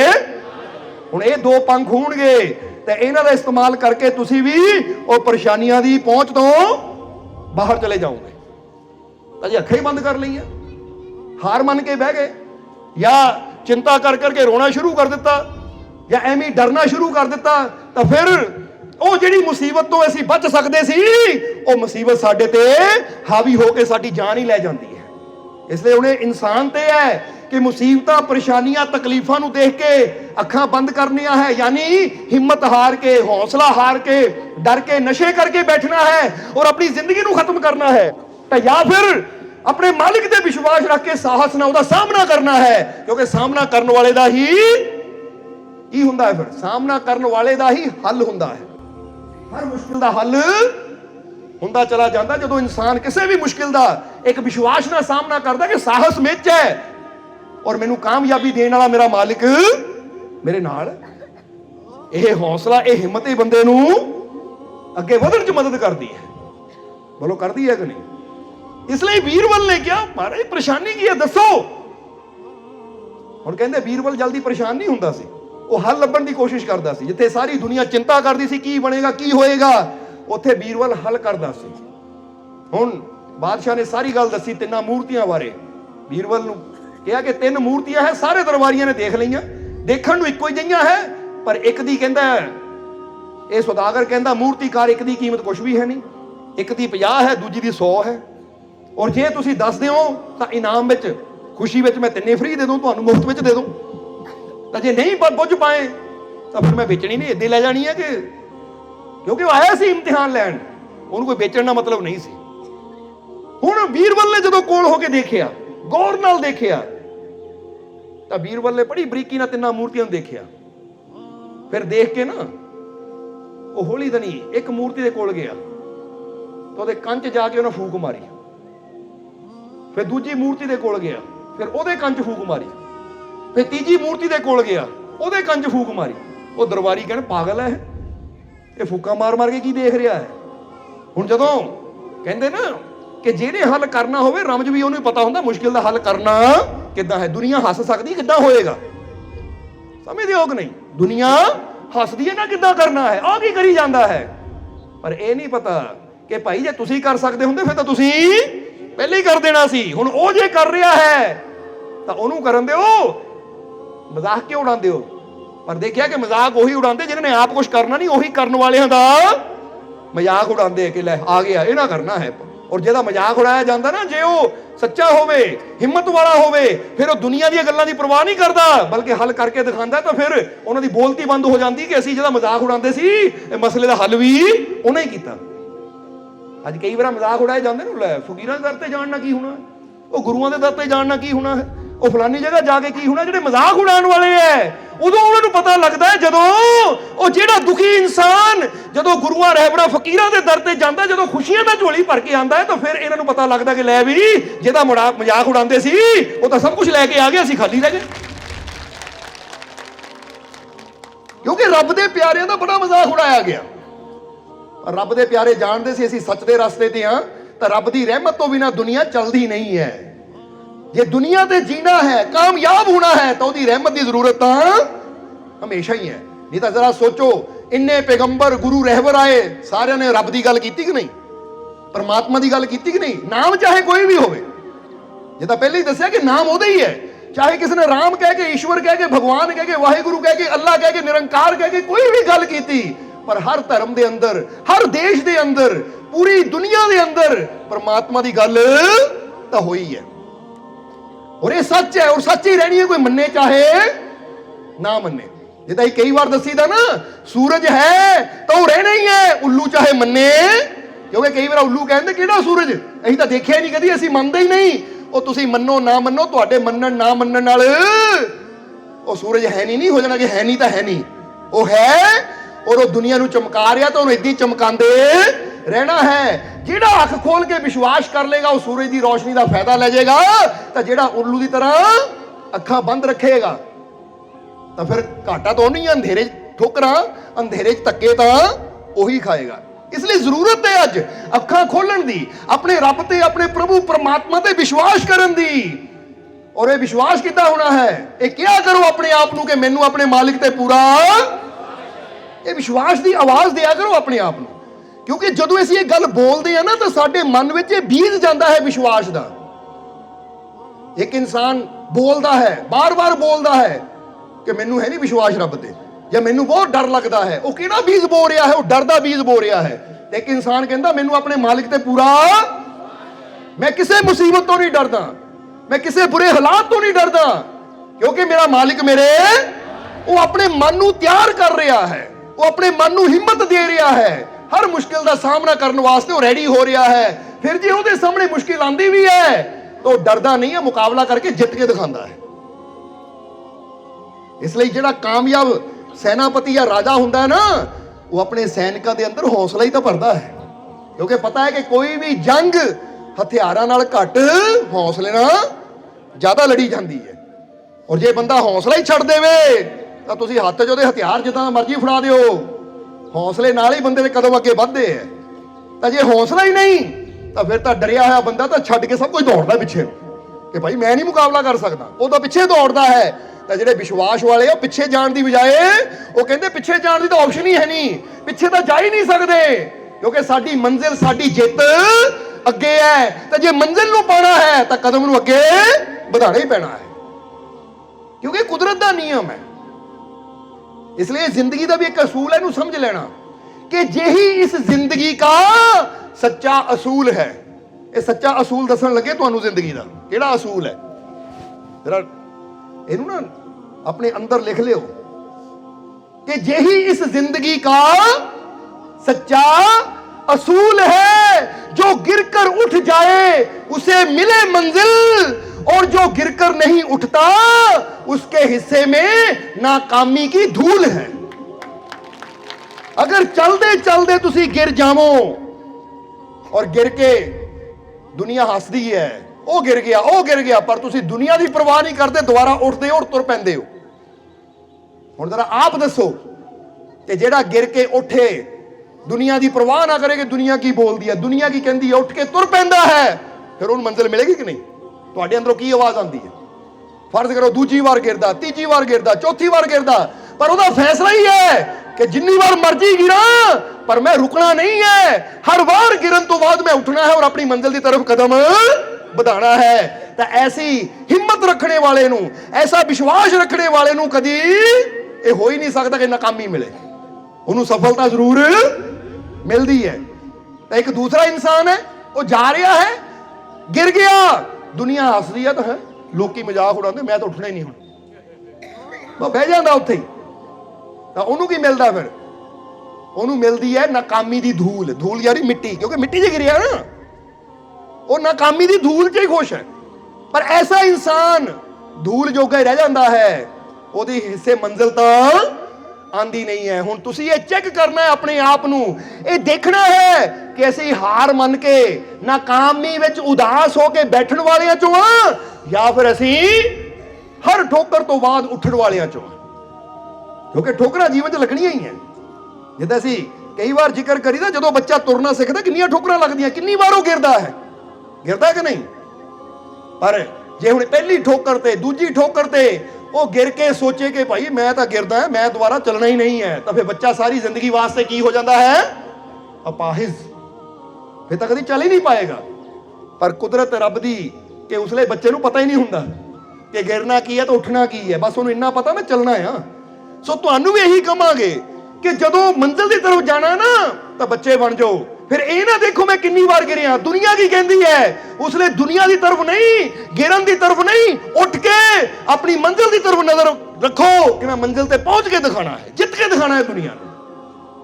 फिर तुहानू हर मंजिल मिलेगी, क्योंकि कोशिश करने वालियां नू कामयाबी जरूर मिलती है, क्योंकि रब भी बैठा देखता है, वो परमात्मा भी बैठा देखता है। जिस तरह महात्मा बुद्ध एक गल दसदे हुंदे सी अपने सेवकां नू, ਇੱਥੇ ਦੱਸਣਾ ਚਾਹਾਂਗੇ। महात्मा बुद्ध की लाइन बड़ी प्यारी है, अपने सेवकों को कहते हुंदे सी कि जो विश्वास के साथ मेहनत करता है उसे और दिया जाता है, जो विश्वास के साथ मेहनत करता है उसे और दिया जाता है, और जो नाशुक्रा और आलसी है उससे वो भी ले लिया जाता है जो उसके पास होता है। ਹੁਣ ਤੁਸੀਂ कहना जी कितना गल है। फिर नाल महात्मा ते कहानी सुनाते हुंदे सी अपने सेवकां नूं, एक कहानी सुन के तुसीं दस्सिओ कि गल सही है कि नहीं। वो कहंदे मेहनत विश्वास नाल जो मेहनत करदा ਉਹਨੂੰ ਹੋਰ ਵੀ ਦਿੱਤਾ ਜਾਂਦਾ, ਹੋਰ ਰੱਬ ਦਿੰਦਾ ਹੈ, ਕੁਦਰਤ ਹੋਰ ਦਿੰਦੀ ਹੈ ਉਹਨੂੰ। ਤਾਂ ਜਿਹੜਾ ਨਾ ਸ਼ੁਕਰਾ ਹੈ ਆਲਸੀ, ਉਹਦੇ ਕੋਲ ਜੋ ਹੈ ਉਹ ਵੀ ਲੈ ਲਿਆ ਜਾਂਦਾ। ਹੁਣ ਸਮਝ ਲਓ ਜੇ ਅੱਜ ਤੁਹਾਡੇ ਕੋਲ ਬੰਦਾ ਕਹਿੰਦਾ ਮੇਰੇ ਕੋਲ ਲੱਖ ਰੁਪਇਆ ਹੈ ਪਰ ਮੈਂ ਨਾ ਸ਼ੁਕਰਾਂ, ਕਦੀ ਰੱਬ ਦਾ ਸ਼ੁਕਰ ਨਹੀਂ ਕਰਦਾ, ਔਰ ਮੈਂ ਆਲਸੀ ਵੀ ਹਾਂ, ਕੰਮ ਨੂੰ ਟਾਲਣ ਦੀ ਆਦਤ ਹੈ, ਤਾਂ ਜੇ ਅੱਜ ਲੱਖ ਹੈ ਨਾ ਇਹ ਵੀ ਰੱਬ ਨੇ ਲੈਣਾ ਸ਼ੁਰੂ ਕਰ ਦੇਣਾ, ਤੁਹਾਡੇ ਕੋਲ 90 90 ਤੋਂ 80 80 ਤੋਂ 50 ਔਰ 50 ਤੋਂ ਇੱਕ ਦਿਨ ਆਣਾ ਜਦੋਂ ਜ਼ੀਰੋ ਹੋ ਜਾਣਾ। ਫਿਰ ਤੁਸੀਂ ਕਹਿਣਾ ਹੈ ਉਹਨੂੰ ਇੰਨਾ ਮਿਲ ਗਿਆ ਮੈਨੂੰ ਹੈ ਹੀ ਨਹੀਂ। ਇਹ ਕਹਾਣੀ ਮਹਾਤਮਾ ਬੁੱਧ ਜੋ ਦੱਸਦੇ ਹੁੰਦੇ ਸੀ ਨਾ ਉਹਨੂੰ ਸਮਝਣਾ ਜ਼ਰਾ। ਮਹਾਤਮਾ ਬੁੱਧ ਦੱਸਦੇ ਕਿ ਇੱਕ ਬਹੁਤ ਬੜਾ ਸੇਠ ਸੀ, ਉਹਦੇ ਦੋ ਨੌਕਰ ਸੀ, ਦੋ ਸੇਵਕ ਸੀ। ਇੱਕ ਦਿਨ ਉਹ ਸੇਠ ਨੇ ਸੋਚਿਆ ਕਿ ਮੈਂ ਇਕੱਲਾ ਹੀ ਕੰਮ ਕਰਦਾ ਹਾਂ, ਔਲਾਦ ਮੇਰੇ ਕੋਈ ਹੈ ਨਹੀਂ, ਇਹ ਦੋ ਮੇਰੇ ਨੌਕਰ ਹੈ ਜਿਹੜੇ ਦਿਨ ਰਾਤ ਮੇਰੇ ਨਾਲ ਰਹਿੰਦੇ ਹੈ, ਕਿ ਇਹਨਾਂ ਦੋਨਾਂ ਚੋਂ ਮੈਂ ਕਿਸੇ ਨੂੰ ਆਪਣੇ ਵਪਾਰ ਦਾ ਹਿੱਸੇਦਾਰ ਬਣਾਉਣਾ ਹੈ। ਵਪਾਰ ਦਾ ਕੀ ਬਣਾਉਣਾ ਹੈ? ਹਿੱਸੇ ਪਾਰਟਨਰ ਬਣਾਉਣਾ, ਹਿੱਸੇਦਾਰ ਬਣਾਉਣਾ ਹੈ। ਪਰ ਹੁਣ ਮੇਰਾ ਲੱਖਾਂ ਦਾ ਵਪਾਰ ਹੈ, ਯਕਦਮ ਮੈਂ ਕਿਸੇ ਨੂੰ ਹਿੱਸੇਦਾਰ ਨਹੀਂ ਬਣਾ ਸਕਦਾ, ਪਹਿਲਾਂ ਇਹਨਾਂ ਦੇ ਇਮਤਿਹਾਨ ਲੈ ਲਵਾਂ, ਪ੍ਰੀਖਿਆ ਲੈ ਲਵਾਂ ਪਹਿਲਾਂ ਇਹਨਾਂ ਦੀ ਕਿ ਦੋਨਾਂ ਚੋਂ ਹੈ ਕੌਣ ਮੇਰੇ ਪਾਰਟਨਰ ਬਣਨ ਦੇ ਲਾਇਕ, ਹਿੱਸੇਦਾਰ ਬਣਨ ਦੇ ਦੋਨਾਂ ਚੋਂ ਲਾਇਕ ਕੌਣ ਹੈ। ਹੁਣ ਕਹਿੰਦੇ ਉਸ ਸੇਠ ਨੇ ਕੀ ਕੀਤਾ, ਆਪਣੇ ਦੋਨਾਂ ਨੌਕਰਾਂ ਨੂੰ ਬੁਲਾਇਆ ਔਰ ਬੁਲਾ ਕੇ ਕਹਿਣ ਲੱਗਾ ਦੇਖੋ ਭਾਈ ਮੈਂ 6 ਮਹੀਨੇ ਵਾਸਤੇ ਬਾਹਰ ਜਾ ਰਿਹਾ, ਜ਼ਰਾ ਮੈਂ 6 ਮਹੀਨੇ ਵਾਸਤੇ ਬਾਹਰ ਜਾ ਰਿਹਾ ਹਾਂ। ਉਹਨੇ 5 ਸੋਨੇ ਦੀਆਂ ਮੋਹਰਾਂ ਦੋਨਾਂ ਨੌਕਰਾਂ ਨੂੰ ਦਿੱਤੀਆਂ। ਕਿੰਨੀਆਂ? 5 ਸੋਨੇ ਦੀਆਂ ਮੋਹਰਾਂ ਦੋਨਾਂ ਨੌਕਰਾਂ ਨੂੰ ਦਿੱਤੀਆਂ ਕਿ ਲਓ ਇਹ 5 ਸੋਨੇ ਦੀਆਂ ਮੋਹਰਾਂ ਤੁਹਾਡੀਆਂ, ਮੈਂ ਵਾਪਸ ਆਣਾ ਹੈ ਜਦੋਂ 5-6 ਮਹੀਨਿਆਂ ਬਾਅਦ ਤੁਹਾਨੂੰ ਇਸ ਅਮਾਨਤ ਸੰਭਾਲ ਕੇ ਚੱਲਾਂ, ਇਹ ਮੈਨੂੰ ਵਾਪਸ ਚਾਹੀਦੀ ਹੈ। ਕੀ ਚਾਹੀਦੀ ਹੈ? ਮੈਨੂੰ ਵਾਪਸ ਚਾਹੀਦੀ ਹੈ। ਕਹਿ ਕੇ ਸੇਠ ਉਹਨਾਂ ਨੂੰ 5 ਸੋਨੇ ਦੀਆਂ ਮੋਹਰਾਂ ਦੇ ਕੇ ਚਲਾ ਗਿਆ। ਹੁਣ ਉਹਨਾਂ ਦਾ ਇਮਤਿਹਾਨ ਸੀ, ਟਾਈਮ ਗੁਜ਼ਰਿਆ, 1 ਮਹੀਨਾ 2 ਮਹੀਨੇ 3 ਮਹੀਨੇ 4 ਮਹੀਨੇ 5 ਮਹੀਨੇ 6ਵੇਂ ਮਹੀਨਾ ਜਦੋਂ ਹੋਇਆ ਤਾਂ 6ਵੇਂ ਮਹੀਨੇ ਜਦੋਂ ਸੇਠ ਵਾਪਸ ਆਇਆ ਤਾਂ ਨੌਕਰਾਂ ਨੇ ਦੇਖਿਆ ਕਿ ਸੇਠ ਆ ਗਿਆ, ਸਵਾਗਤ ਕੀਤਾ। ਸੇਠ ਨੇ ਆਂਦਿਆਂ ਹੀ ਬਹਿ ਕੇ ਸਭ ਤੋਂ ਪਹਿਲਾਂ ਸਵਾਲ ਕੀਤਾ, ਹਾਂ ਬਈ ਉਹ 5 ਮੋਹਰਾਂ ਲਿਆਓ, ਕਿੱਥੇ ਹੈ 5 ਉਹ ਮੋਹਰਾਂ ਲਿਆਓ ਸੋਨੇ ਦੀਆਂ ਜੋ ਮੈਂ ਤੁਹਾਨੂੰ ਜਾਣ ਲੱਗੇ ਦਿੱਤੀਆਂ ਸੀ ਕਿ ਵਾਪਸ ਆ ਕੇ ਲੈਣੀਆਂ ਹੈ, ਲਿਆਓ, ਕਿੱਥੇ ਹੈ। ਤੇ ਇੱਕ ਨੇ ਪਹਿਲੇ ਨੇ ਗਿਆ, ਕਹਿੰਦਾ ਮਹਾਰਾਜ ਹੁਣੇ ਲੈ ਕੇ ਆਇਆ। ਕਹਿੰਦੇ ਕਿੱਥੇ ਹੈ? ਕਹਿੰਦਾ ਮਹਾਰਾਜ ਤੁਹਾਡੇ ਜਾਣ ਤੋਂ ਬੜੀਆਂ ਸੰਭਾਲ ਕੇ ਰੱਖੀਆਂ, ਹੁਣੇ ਜਾਂਦਾ ਆ। ਦੌੜ ਕੇ ਗਿਆ, 10 ਮਿੰਟ ਬਾਅਦ ਆਇਆ, ਮੋਹਰਾਂ ਗਿੱਲੀਆਂ ਸੀ, ਲਿਆ ਕੇ ਸੇਠ ਦੇ ਹੱਥ ਰੱਖੀਆਂ 5 ਮੋਹਰਾਂ। ਉਹ ਸੇਠ ਕਹਿੰਦੇ ਗਿੱਲੀਆਂ ਕਿਉਂ ਹੈ ਇਹ?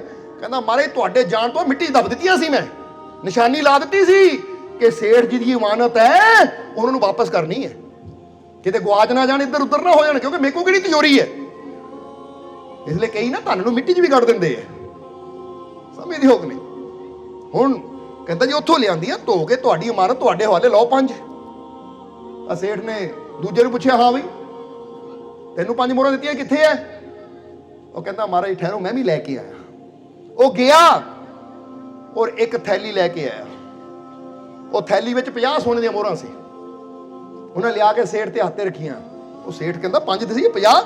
ਕਹਿੰਦਾ ਮਹਾਰਾਜ ਤੁਹਾਡੇ ਜਾਣ ਤੋਂ ਬਾਅਦ ਮੈਂ ਸੋਚਿਆ ਸੇਠ ਜੀ ਨੇ ਮੈਨੂੰ 5 ਮੋਹਰਾਂ ਦਿੱਤੀਆਂ ਹੈ ਤਾਂ ਜੇ 5 ਹੀ ਵਾਪਸ ਕਰਾਂ ਮਜ਼ਾ ਨਹੀਂ ਹੈ। ਮੈਂ ਇਹਨਾਂ 5 ਦਾ ਵਪਾਰ ਕੀਤਾ, ਮਿਹਨਤ ਕੀਤੀ, ਵਪਾਰ ਕੀਤਾ, ਸੌਦੇ 'ਚ ਬੜਾ ਮੁਨਾਫਾ ਹੋਇਆ, ਫਾਇਦਾ ਹੋਇਆ, ਕਿਉਂਕਿ ਤੁਹਾਡੇ ਨਾਲ ਰਹਿ ਕੇ ਵਪਾਰ ਮੈਂ ਸਿੱਖ ਗਿਆ ਸੀ।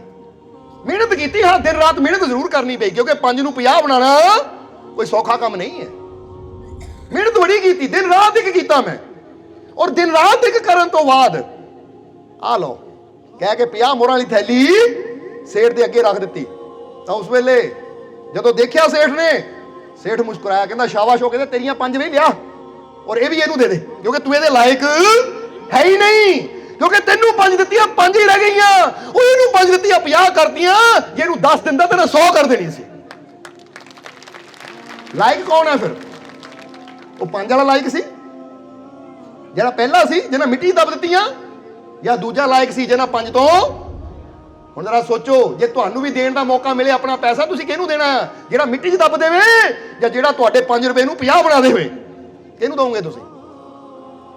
ਆਵਾਜ਼ ਨਹੀਂ ਦੇ ਰਹੇ, ਤੇ ਥੋੜਾ ਆਵਾਜ਼ ਦੇ ਦਿਓ। ਇਹ ਤਾਂ ਬੜਾ ਸੌਖਾ ਜਿਹਾ ਸਵਾਲ ਹੈ, ਕੋਈ ਮੈਥ ਦਾ ਸਵਾਲ ਤਾਂ ਪੁੱਛਿਆ ਨਹੀਂ ਤੁਹਾਡੇ ਕੋਲੋਂ ਕਿ ਇੰਨੇ ਦਾ ਪਹਾੜਾ ਸੁਣਾ ਦਿਓ ਸਾਨੂੰ, ਜਾਂ ਆਹ ਸਵਾਲ ਦਾ ਜਵਾਬ ਦਿਓ।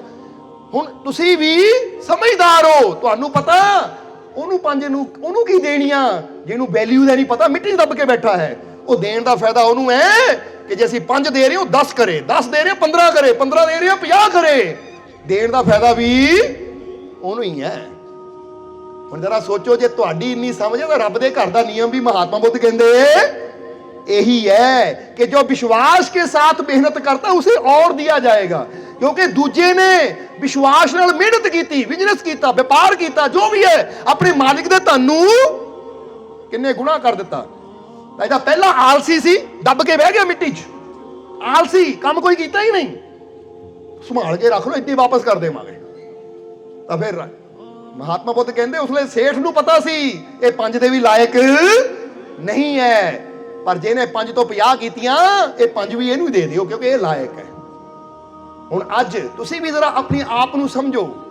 ਅੱਜ ਕਈ ਕਹਿੰਦੇ ਰੱਬ ਉੱਤੇ ਬੜੀਆਂ ਰਹਿਮਤਾਂ ਕਰਦਾ ਹੈ, ਮੇਰੀ ਸੁਣਦਾ ਹੀ ਨਹੀਂ ਹੈ। ਤਾਂ ਕਿਉਂ ਨਹੀਂ ਸੁਣਦਾ?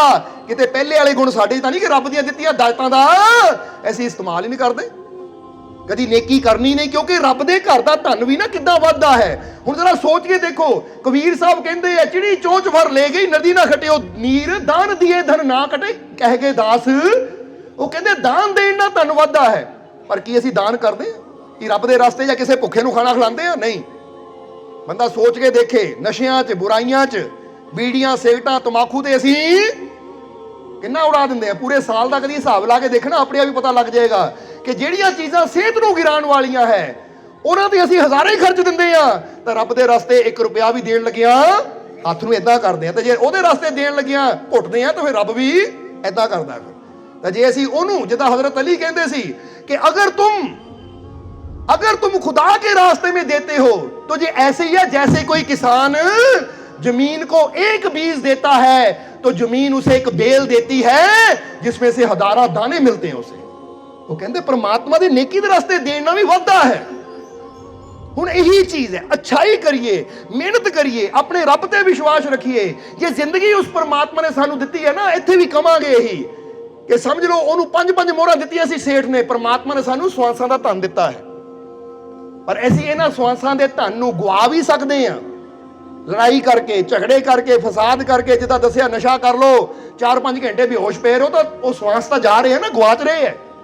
तो उही इंसान अपने इन्हां स्वासां दे धन नू अच्छाई विच, सेवा च, सिमरन च, कोई भलाई दा काम करदियां, कोई नेकी दा काम करदियां, कोई अच्छा काम करदियां उन्हां स्वासां दे धनां नू लांदा है, तो फिर ओहदे एक-एक स्वास दी वैल्यू बन जाती है। जरा सोच के देखिए, एक बंदा झगड़ा करदा, श्वास लै रहा है, जे 10 श्वास लैंदा, 15 श्वास भी लैंदा, झगड़ा करदे, गाली कढदे आ, हुण ओहदे श्वासां दी वैल्यू है, या एक पासे दूजा इंसान किसी दी मदद कर रहा है, किसी दे दुख नूं दूर करन दी कोशिश कर रहा है, किसी गिरे नूं उठा रहा, श्वास ओहदे भी चल रहे है। हुण ओह 10 श्वास जे किसी गिरे नूं उठाउण विच ओहदे निकलदे है, तां तुसीं किहनूं सफल मन्नोगे, झगड़े वाले दे या इहदे?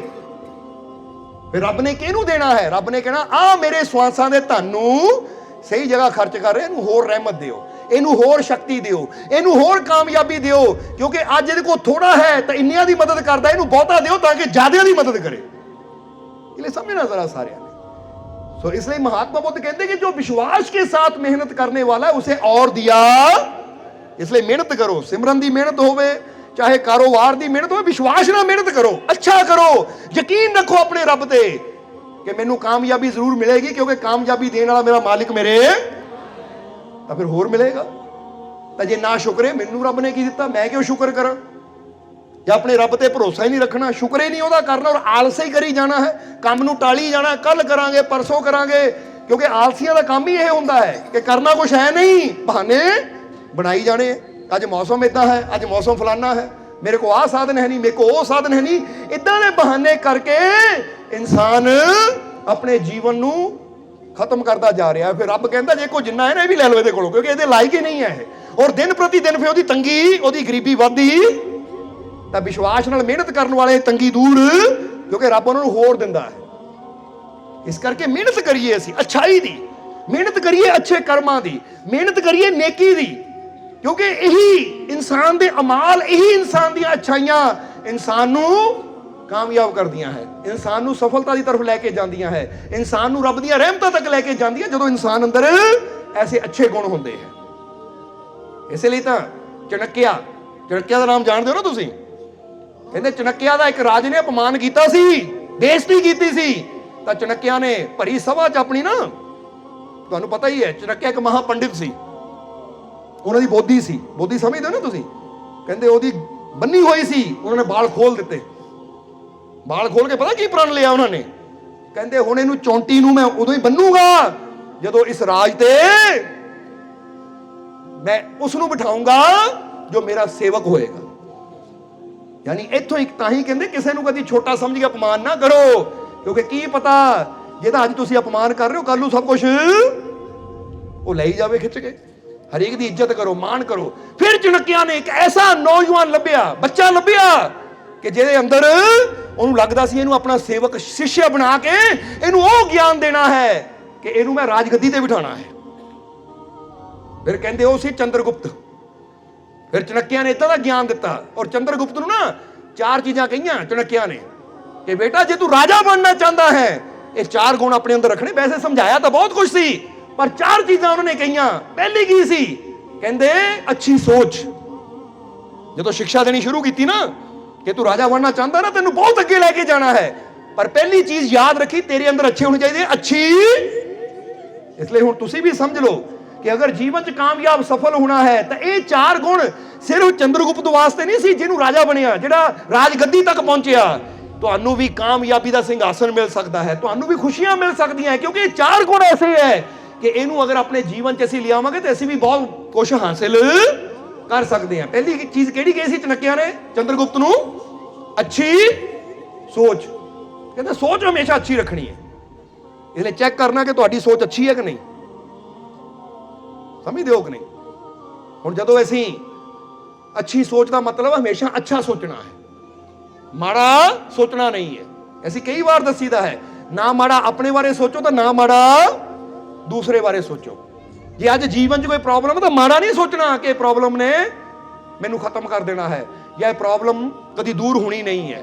ਜਿੱਦਾਂ ਹੁਣ ਕਈ ਵਾਰ ਇਨਸਾਨ ਕਹਿੰਦਾ ਮੇਰੇ ਤੋਂ ਗਰੀਬੀ ਆ, ਮੇਰਾ ਕੋਈ ਕੰਮ ਹੀ ਨਹੀਂ ਬਣਦਾ, ਮੈਨੂੰ ਕਿਤੇ ਕਾਮਯਾਬੀ ਨਹੀਂ ਮਿਲਦੀ, ਪਤਾ ਨਹੀਂ ਇਹ ਦੁੱਖ ਦੂਰ ਹੋਣਾ ਕਿ ਨਹੀਂ ਹੋਣਾ। ਇਦਾਂ ਦੀ ਮਾੜੀ ਸੋਚ ਨਹੀਂ ਰੱਖਣੀ, ਅੱਛੀ ਸੋਚ। ਕਿਉਂਕਿ ਅੱਛੀ ਸੋਚ ਜਦੋਂ ਸਾਡੇ ਅੰਦਰ ਆਉਂਦੀ ਹੈ ਤਾਂ ਫਿਰ ਕੀ ਹੁੰਦਾ ਹੈ? ਅੱਛੀ ਸੋਚ ਖੁਸ਼ੀ ਵੀ ਲੈ ਕੇ ਆਉਂਦੀ, ਤਾਂ ਸਾਡੀ ਬੋਡੀ ਦੀ એનર્ਜੀ ਨੂੰ ਵੀ, ਸ਼ਕਤੀ ਨੂੰ ਵੀ ਵਧਾਉਂਦੀ ਹੈ। ਔਰ ਕਾਮਯਾਬ ਹੋਣ ਵਾਸਤੇ ਸਾਡੀ એનર્ਜੀ ਦਾ ਫੁੱਲ ਹੋਣਾ ਜ਼ਰੂਰੀ ਹੈ ਕਿ ਨਹੀਂ? ਜਰਾ ਸਮਝ ਲੈਣਾ ਸਾਰਿਆਂ ਨੇ। ਇਸ ਲਈ ਪਹਿਲੀ ਗੱਲ ਚਣਕਿਆ ਨੇ ਕਹੀ ਸੀ ਅੱਛੀ ਸੋਚ। ਆਪਣੀ ਸੋਚ ਨੂੰ ਹਮੇਸ਼ਾ ਅੱਛਾ ਰੱਖਣਾ। ਕੁਝ ਮਾੜਾ ਵੀ ਹੋ ਰਿਹਾ ਹੈ ਤਾਂ ਇਹ ਨਹੀਂ ਸੋਚਣਾ ਮੇਰੇ ਨਾਲ ਮਾੜਾ ਹੋਇਆ, ਬਲਕਿ ਇਹ ਸੋਚ ਰੱਖਣੀ ਕਿ ਇਹ 'ਚ ਵੀ ਮੇਰਾ ਕੁਝ ਭਲਾ ਹੀ ਹੈ। ਜਿੱਦਾਂ ਜੀਸਸ ਕ੍ਰਾਈਸਟ ਕਹਿੰਦੇ ਸੀ ਕਿ this is that what I need, ਕਿ ਅਗਰ ਕੋਈ ਤੇਰੇ ਨਾਲ ਮਾੜਾ ਵੀ ਹੁੰਦਾ, ਜੀਸਸ ਕਹਿੰਦੇ ਸੀ ਇਹ ਸਮਝ ਕਿ ਉਹ ਚੀਜ਼ ਹੈ ਜਿਹਦੀ ਮੈਨੂੰ ਲੋੜ ਹੈ। ਜਿੱਦਾਂ ਕਹਿੰਦੇ ਨੇ ਇੱਕ ਵਾਰ ਇੱਕ ਫਕੀਰ ਇੱਕ ਪੇੜ ਥੱਲੇ ਬੈਠੇ ਸੀ, ਸਾਹਮਣੇ ਦੇਖਿਆ ਕਿ ਇੱਕ ਗਰਾਊਂਡ ਦੇ ਵਿੱਚ ਕੁਝ ਬੱਚੇ ਖੇਡ ਰਹੇ ਆ। ਗਰਾਊਂਡ ਦੇ ਵਿੱਚ, ਮੈਦਾਨ ਵਿੱਚ ਕੁਝ ਬੱਚੇ ਖੇਡ ਰਹੇ ਹੈ। ਤਾਂ ਉਹਨਾਂ ਬੱਚਿਆਂ ਨੂੰ ਦੇਖਿਆ ਕਿ ਕਈਆਂ ਦੇ ਤਨ ਤੇ ਬੜੇ ਕੀਮਤੀ ਕੱਪੜੇ ਹੈ, ਪੈਰਾਂ 'ਚ ਅੱਛੀ ਜੁੱਤੀ ਵੀ ਹੈ, ਪਰ ਇੱਕ ਬੱਚਾ ਆ ਜਿਹੜਾ ਤਨ ਨੰਗਾ ਹੈ, ਬਸ ਨਿੱਕਰ ਪਾਈ ਹੋਈ ਹੈ, ਪੈਰ ਵੀ ਨੰਗੇ ਹੈ। ਤਾਂ ਦੇਖ ਕੇ ਪਤਾ ਲੱਗ ਗਿਆ ਕਿਸੇ ਗਰੀਬ ਦਾ ਬੱਚਾ ਹੈ। ਫਕੀਰਾਂ ਨੂੰ ਬੜਾ ਉੱਤੇ ਨਾ ਦਇਆ ਆਈ।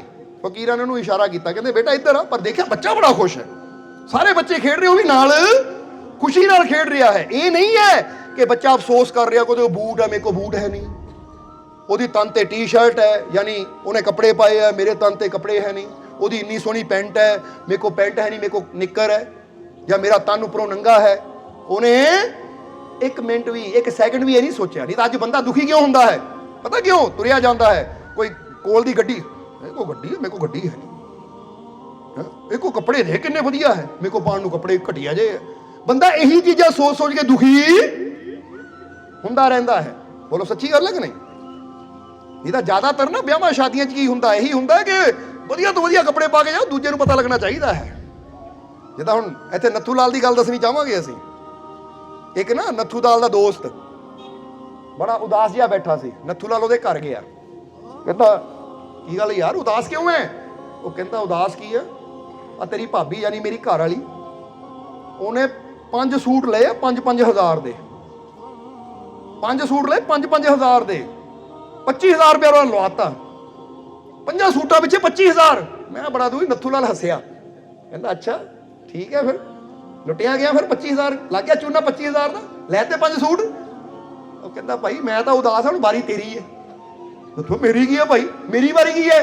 ਉਹ ਕਹਿੰਦੀ ਉਹ ਤੇਰੇ ਘਰ ਹੀ ਗਈ ਹੈ ਤੇਰੀ ਘਰ ਵਾਲੀ ਨੂੰ ਦਿਖਾਉਣ ਵਾਸਤੇ, ਦੇਖੀ ਤਾਂ ਮੈਨੂੰ 25 ਹਜ਼ਾਰ ਦਾ ਲੱਗਾ, ਤੈਨੂੰ 50 ਦਾ ਲੱਗੂ, ਕਿਉਂਕਿ ਬਰਾਬਰੀ ਦਾ ਤਾਂ ਲੈਣਾ ਨਹੀਂ। ਉਹਨਾਂ ਕਿਹੜਾ ਉਹਨਾਂ 5 ਦਾ ਲਿਆ, ਮੈਨੂੰ 7 ਦਾ ਜਾਂ 10 ਦਾ ਲੈ ਕੇ ਦੇ। ਇਹੀ ਹੁੰਦਾ ਕਿ ਨਹੀਂ? ਉਹ ਤੋਂ ਵਧੀਆ ਲੈਣਾ ਮੈਂ, ਫਿਰ ਚਾਹੇ ਕਰਜ਼ਾ ਚੱਕ ਕੇ ਲੈ ਕੇ ਦੇ, ਚਾਹੇ ਉਧਾਰ ਫੜ ਕੇ ਲੈ ਕੇ ਦੇ, ਬਸ ਦੂਜੇ ਨੂੰ ਦਿਖਾਣਾ ਮੈਂ ਕੀ ਹੈ। ਹੰਕਾਰ, ਈਗੋ ਨੂੰ ਖੁਸ਼ ਕਰੋ, ਹੰਕਾਰ ਨੂੰ ਖੁਸ਼ ਕਰੋ ਤਾਂ ਆਪਣੀ ਜ਼ਿੰਦਗੀ ਨੂੰ ਨਰਕ ਬਣਾਈ ਜਾਓ। ਪਰ ਜਿਹੜੇ ਸਹੀ ਮਾਇਨੇ ਸਮਝਦਾਰ ਹੁੰਦੇ ਐ ਉਹ ਕਹਿੰਦੇ ਕੱਪੜੇ ਨਾਲ ਕੋਈ ਨਹੀਂ ਹੁੰਦਾ, ਕੱਪੜੇ ਨਾਲ ਕੁਝ ਨਹੀਂ। ਹਾਂ ਠੀਕ ਹੈ, ਤਨ ਢੱਕਣ ਨੂੰ ਕੱਪੜਾ ਚਾਹੀਦਾ ਹੈ, ਪਰ ਅਸਲੀ ਸੁੰਦਰਤਾ ਕੱਪੜੇ 'ਚ ਨਹੀਂ, ਅਸਲੀ ਸੁੰਦਰਤਾ ਤੁਹਾਡੇ ਸੁਭਾਅ 'ਚ ਹੁੰਦੀ ਹੈ, ਤੁਹਾਡੇ ਕਰੈਕਟਰ 'ਚ ਹੁੰਦੀ, ਕਿਰਦਾਰ 'ਚ ਹੁੰਦੀ ਹੈ। ਸਮਝਦੇ ਹੋ ਕਿ ਨਹੀਂ? ਅਗਰ ਤੁਹਾਡਾ ਸੁਭਾਅ ਮੁਸਕਰਾਉਣ ਵਾਲਾ ਹੈ, ਹੁਣ ਫਰਜ਼ ਕਰੋ ਉਦਾਹਰਨ ਦੇ ਕੇ ਕਹਿ ਦਈਏ, ਹੁਣ ਬੰਦਾ ਕਹੇ ਬੜੀ ਕੀਮਤੀ ਲਿਪਸਟਿਕ ਲਾਈ ਹੈ, ਪਰ ਜੇ ਹਸੀ ਨਾ ਹੋਵੇ ਲਵਾਂ ਤੇ ਤਾਂ ਫਿਰ ਉਹ ਕਾਹਦੀ ਸੁੰਦਰਤਾ? ਜਿਹਦੇ ਜੇ ਬੁੱਲਾਂ ਤੇ ਮੁਸਕਰਾਹਟ ਹੋਵੇ ਨਾ, ਉੱਤੇ ਕੁਝ ਲੱਗਾ ਹੋਵੇ ਨਾ ਲੱਗਾ ਹੋਵੇ, ਉੱਤੇ ਸੋਹਣੇ ਲੱਗਦੇ ਆ। ਸੱਚ ਦੱਸਿਓ, ਗੱਲ ਹੁੰਦੀ ਕਿ ਨਹੀਂ? ਬੰਦਾ ਕਹੇ ਬੜਾ ਵਧੀਆ ਪਾਊਡਰ ਲਾਇਆ ਹੈ ਜਾਂ ਬੜਾ ਵਧੀਆ ਫੇਸ਼ੀਅਲ ਮੇਕਅਪ ਕੀਤਾ ਹੈ, ਇਹ ਬੰਦਿਆਂ ਦੀ ਗੱਲ ਵੀ ਕਰ ਰਹੇ, ਕਿਉਂਕਿ ਅੱਜ ਕੱਲ੍ਹ ਤਾਂ ਉਹ ਵੀ ਕਰ ਰਹੇ ਫੇਸ਼ੀਅਲ ਪਾਊਡਰ ਕਰੀਮਾਂ। ਹੁਣ ਉਹ ਕੀ ਫਾਇਦਾ ਜੇ ਚਿਹਰਾ ਹੀ ਟੈਨਸ਼ਨ ਵਾਲਾ ਹੈ, ਗੁੱਸੇ ਵਾਲਾ ਹੈ, ਝੁਰਰੀਆਂ ਪਈਆਂ ਹੋਈਆਂ ਹੈ, ਤਾਂ ਕੀ ਫਾਇਦਾ? ਤਾਂ ਜੇ ਚਿਹਰੇ ਤੇ ਮੁਸਕਰਾਹਟ ਹੈ, ਕਿਉਂਕਿ ਕ੍ਰੋਧ, ਚਿੰਤਾ, ਸਾਡੇ ਚਿਹਰੇ ਦੇ ਜਿਹੜੇ ਹੁੰਦੇ ਨਾ ਐਕਸ਼ਨ, ਉਹ ਕੁਝ ਹੋਰ ਹੋ ਜਾਂਦੇ ਕ੍ਰੋਧ ਵਿੱਚ, ਚਿੰਤਾ ਵਿੱਚ, ਤਾਂ ਮੁਸਕਰਾਹਟ ਵਿੱਚ ਸਾਡਾ ਚਿਹਰਾ ਕੁਝ। ਇਸ ਲਈ ਮੁਸਕਰਾਉਂਦਾ ਹੋਇਆ ਚਿਹਰਾ ਸਾਰਿਆਂ ਨੂੰ ਵਧੀਆ ਲੱਗਦਾ। ਤਾਂ ਹੀ ਅਸੀਂ ਕਈ ਵਾਰ ਕਿਹਾ ਕਿ ਸ਼੍ਰੀ ਕ੍ਰਿਸ਼ਨ ਦਾ ਰੰਗ ਸਾਂਵਲਾ ਸੀ, ਪਰ ਉਹਨਾਂ ਦੀ ਮੁਸਕਰਾਹਟ ਇਦਾਂ ਦੀ ਹੁੰਦੀ ਸੀ ਕਿ ਸਾਰਿਆਂ ਨੂੰ ਉਹ ਪਿਆਰੇ ਲੱਗਦੇ ਸੀ, ਸਾਰੇ ਪਿਆਰ ਕਰਦੇ ਸੀ ਉਹਨਾਂ ਨਾਲ। ਉਹਨਾਂ ਨੇ ਕਦੀ ਫਿਕਰ ਨਹੀਂ ਕੀਤੀ ਕਿ ਆਪਣਾ ਰੰਗ ਬਦਲਾਂ। ਉਹ ਕਹਿੰਦੇ ਰੰਗ ਨਾਲ ਕੋਈ ਫਰਕ ਨਹੀਂ ਪੈਂਦਾ, ਬਸ ਸੁਭਾਅ ਚੇਂਜ ਕਰੋ, ਸੁਭਾਅ ਬੁਰੇ ਤੋਂ ਅੱਛਾ ਬਣਾਓ, ਤਾਂ ਫਿਰ ਦੁਨੀਆ ਵੀ ਤੁਹਾਨੂੰ ਪਿਆਰ ਕਰੇਗੀ, ਤਾਂ ਦੁਨੀਆ ਨੂੰ ਬਣਾਉਣ ਵਾਲਾ ਪਰਮਾਤਮਾ ਵੀ ਤੁਹਾਨੂੰ ਪਿਆਰ ਕਰੇਗਾ। ਸੁਭਾਅ ਅੱਛਾ ਕਰੋ, ਸਾਡਾ ਸੁਭਾਅ ਅੱਛਾ ਹੋਣਾ ਚਾਹੀਦਾ। ਕੱਪੜੇ ਨਾਲ, ਬਾਹਰਲੇ ਪਦਾਰਥਾਂ ਨਾਲ ਕੋਈ ਮਤਲਬ ਨਹੀਂ ਹੈ। ਪਰਮਾਤਮਾ ਕਹਿੰਦਾ ਆਪਣੇ ਸੁਭਾਅ ਨੂੰ ਅੱਛਾ ਕਰ। ਸਮਝਣਾ ਜ਼ਰਾ ਸਾਰਿਆਂ ਨੇ। ਇਸ ਲਈ ਇੱਥੇ ਥੋੜੀ ਜਿਹੀ ਮਿਹਨਤ ਜ਼ਰੂਰ ਕਰਿਆ ਕਰੀਏ ਕਿ ਆਪਣੇ ਚਿਹਰੇ ਤੇ ਇੱਕ ਸਮਾਈਲ ਰੱਖੀਏ ਔਰ ਆਪਣੇ ਅੰਦਰ ਇੱਕ ਵਿਸ਼ਵਾਸ ਰੱਖੀਏ, ਕਿਉਂਕਿ ਵਿਸ਼ਵਾਸ ਵਾਲਿਆਂ ਦੇ ਚਿਹਰੇ ਤੇ ਨਾ, ਸਾਹਸ ਵਾਲਿਆਂ ਦੇ ਚਿਹਰੇ ਤੇ ਇੱਕ ਅਲੱਗ ਹੀ ਤੇਜ ਹੁੰਦਾ ਹੈ, ਇੱਕ ਅਲੱਗ ਹੀ ਨੂਰ ਹੁੰਦਾ ਹੈ। ਤਾਂ ਜਿਹੜੇ ਡਰੇ ਹੋਏ ਹੈ, ਘਬਰਾਏ ਹੋਏ ਹੈ, ਚਿੰਤਿਤ ਹੈ, ਉਹਨਾਂ ਦਾ ਚਿਹਰਾ ਤਾਂ ਇਦਾਂ ਮੁਰਝਾਇਆ ਲੱਗਦਾ ਹੈ ਕਿ ਜਿਸ ਤਰ੍ਹਾਂ ਇੱਕ ਫੁੱਲ ਗਰਮੀ 'ਚ ਮੁਰਝਾ ਜਾਂਦਾ ਹੈ। ਇਹ ਥੋੜਾ ਹੱਸ ਕੇ ਦਿਖਾਓ ਸਾਨੂੰ, ਦੇਖੋ ਫਿਰ ਤੁਹਾਡੇ ਅੰਦਰੋਂ ਕਿੱਦਾਂ એનર્ਜੀ ਵੱਧਦੀ ਹੈ। ਸਮਝਦੇ ਹੋ ਕਿ ਨਹੀਂ? ਇਸ ਲਈ ਇੱਥੇ ਆਈਏ ਹੁਣ ਕਿ ਇਨਸਾਨ ਅੰਦਰ ਚਣਕਿਆ ਕੀ ਦੱਸਦੇ ਸੀ, ਭੁੱਲ ਗਏ ਕਿ ਯਾਦ ਹੈ ਕਿ ਕਿਹੜਾ ਗੁਣ ਪਹਿਲਾਂ ਹੋਣਾ ਚਾਹੀਦਾ ਹੈ? ਅੱਛੀ ਸੋਚ। ਆਪਣੀ ਸੋਚ ਨੂੰ ਅੱਛਾ ਰੱਖੋ, ਆਪਣੇ ਅੰਦਰ ਵਿਸ਼ਵਾਸ ਰੱਖੋ। ਔਰ ਦੂਸਰਾ ਉਹਨਾਂ ਨੇ ਕਿਹਾ ਸੀ ਕਿ ਪਹਿਲਾਂ ਅੱਛੀ ਸੋਚ ਤੇਰੇ ਅੰਦਰ ਹੋਣੀ ਚਾਹੀਦੀ ਹੈ, ਔਰ ਦੂਸਰਾ ਤੇਰਾ ਚਰਿੱਤਰ ਅੱਛਾ ਹੋਣਾ ਚਾਹੀਦਾ ਹੈ। ਚਰਿੱਤਰ ਦਾ ਮਤਲਬ ਸਮਝਦੇ ਹੋ ਨਾ? ਚਰਿੱਤਰ ਵਿੱਚ ਬਹੁਤ ਕੁਝ ਆ ਜਾਂਦਾ ਹੈ, ਇਮਾਨਦਾਰੀ ਆ ਜਾਂਦੀ ਹੈ, ਸੱਚਾਈ ਆ ਜਾਂਦੀ ਹੈ, ਕਿ ਕਿਸੇ ਨੂੰ ਗਾਲੀ ਗਲੋਚ ਨਹੀਂ ਕਰਨੇ, ਹਰੇਕ ਨਾਲ ਅੱਛਾ ਬੋਲਣਾ, ਕਿਉਂਕਿ ਜਦੋਂ ਅੱਛਾ ਬੋਲਦੇ ਆ, ਇਮਾਨਦਾਰ ਹੁੰਦੇ ਆ ਔਰ ਸਭ ਦਾ ਭਲਾ ਕਰਨ ਦੀ ਕੋਸ਼ਿਸ਼ ਕਰਦੇ, ਤਾਂ ਬੰਦਾ ਕਹਿੰਦਾ ਕਰੈਕਟਰ ਬਹੁਤ ਅੱਛਾ ਹੈ, ਕਿਉਂਕਿ ਬੰਦੇ ਦਾ ਕਰੈਕਟਰ ਹੀ ਦੇਖਿਆ ਜਾਂਦਾ ਪਹਿਲਾਂ। ਇਹ ਕਹਿੰਦੇ ਆਪਣੇ ਚਰਿੱਤਰ ਨੂੰ ਅੱਛਾ ਰੱਖ। ਔਰ ਤੀਸਰੀ ਚੀਜ਼ ਜਿਹੜੀ ਚਣਕਿਆਂ ਨੇ ਕਹੀ ਹੈ, ਉਹ ਕਹਿੰਦੇ ਤੀਸਰਾ ਤੇਰੇ ਅੰਦਰ ਸਿੱਖਣ ਦੀ ਆਦਤ ਚਾਹੀਦੀ ਹੈ, सीखने की इच्छा। हर वेले सीखण की इच्छा रख अपने अंदर कि मैं किसी ना किसी तो कुछ जितों भी मैनू कोई चंगा मिलता मैं सीखना है, क्योंकि जिहड़ा हमेशा सीखण नूं तैयार है फिर वो सारी दुनिया तो अगे वधदा चला जाता है। समझदे हो कि नहीं? हुण बंदा कहे मैं इस तो भी सीखना है, उस तो भी सीखना है, इस तो भी कोई चंगा गुण लेना है। जदों सारिਆਂ तो चंगे गुण लेंदे चले जावांगे तो असीं चंगे हुंदे चले जावांगे। इसलिए चंगा गुण लैण दी कला साडे अंदर होनी चाहिदी है, और बुरे गुणां दा त्याग करन दी समझ भी सानू होनी चाहिदी कि आह चीज़ बुरी है, इहदा त्याग करना है। तां ही तां इत्थे असीं रावण दा जिक्र कीता सी ना, तां थोड़ी ਜਿਹੀ एक गल घटना याद आ गई सानू कि जदों राम ने रावण दी नाभि ते तीर मारिया और रावण जमीन ते गिरिया सी, आखिरी श्वास चल रही है, तो उस वेले राम ने लक्ष्मण नूं कहा सी कि लक्ष्मण अज एक बहुत बड़ा महापंडित दुनिया तो जा रहा है, ਉਹਦੇ आखिरी श्वास चल रहे है, जा जाके कोई ज्ञान ले ला ਉਹਦੇ ਕੋਲੋਂ, क्योंकि राम नूं ही पता सी कि रावण वर्गा ज्ञानी कोई है नहीं, महाज्ञानी है। जरा समझना, लक्ष्मण नूं ਜਿਹੜਾ ਕਿ ਉਹਨੂੰ ਪ੍ਰਾਣਾਂ ਤੋਂ ਵੀ ਪ੍ਰਿय ਸੀ ਭੇਜਿਆ ਕਿ ਜਾ ਜਾ ਕੇ ਆਖਰੀ ਪਲਾਂ ਵਿੱਚ ਰਾਵਣ ਤੋਂ ਕੁਝ ਗਿਆਨ ਲੈ ਲਾ। ਤਾਂ ਕਹਿੰਦੇ ਲక్ష్మణ ਕਹਿੰਦਾ ਕਿ ਮੈਂ ਉਸ ਤੋਂ ਗਿਆਨ ਲੈਣਾ ਜਿਹੜਾ ਸਾਡਾ ਸ਼ਤਰੂ ਹੈ। ਤਾਂ ਸ਼੍ਰੀ ਰਾਮ ਨੇ ਕਿਹਾ, ਰਾਮ ਕਹਿੰਦੇ ਲక్ష్మణ ਗਿਆਨ ਲੈਣ ਵੇਲੇ ਇਹ ਨਾ ਦੇਖੋ ਕੌਣ ਸ਼ਤਰੂ ਹੈ ਕੌਣ ਆਪਣਾ ਹੈ, ਜਿੱਥੋਂ ਗਿਆਨ ਮਿਲੇ ਗਿਆਨ ਲਓ, क्योंकि तेरा नाम लक्ष्मण है और लक्ष्य तक वही पहुंच सकता है जो हर जगह तो ज्ञान लेंदा है, समझ लेंदा है, जो ਉਹਦੇ जीवन वास्ते अच्छा ਨੂੰ पकड़दा है। ਤਾਂ ਕਹਿੰਦੇ लक्ष्मण गया और पहली बार जाके लक्ष्मण जिधर रावण पिया सी ਉਹਦੇ सिर वाले पासे खड़ गया। ਜਦੋਂ सिर वाले पासे खड़िया और जाके कहंदा हे महापंडित रावण मैनू कोई ज्ञान दिओ, ਤਾਂ रावण चुप रहा, बोलिया कुछ नहीं।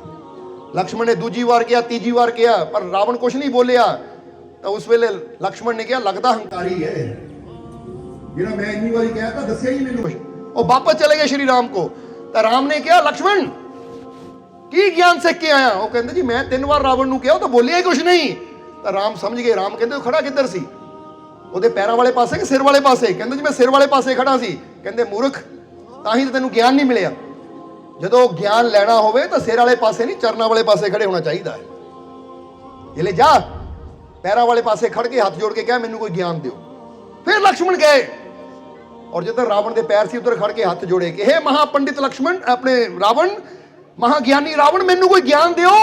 तो रावण ने मुस्कुरा के कहा लक्ष्मण हुण मैं आखिरी श्वास ले रहा हाँ, ज्ञान तो बहुत है पर अपने ये जीवन तो जो मैं 3 चीज़ां सीखियां ना वो जाते जाते वो दसन लगा। हुण मैं पहली चीज कि शुभ कार्य में शुभ काम में कभी देरी मत करना। ये मरते हुए रावण के 3 बचन सी, 3 ज्ञान दी गल्लां सी। ये जो पहली गल सी कि शुभ काम में कभी देरी मत करना, कि जदों भी जीवन च लगे आ काम अच्छा है शुभ है ਉਹਦੇ ਚ कभी देरी ना करो।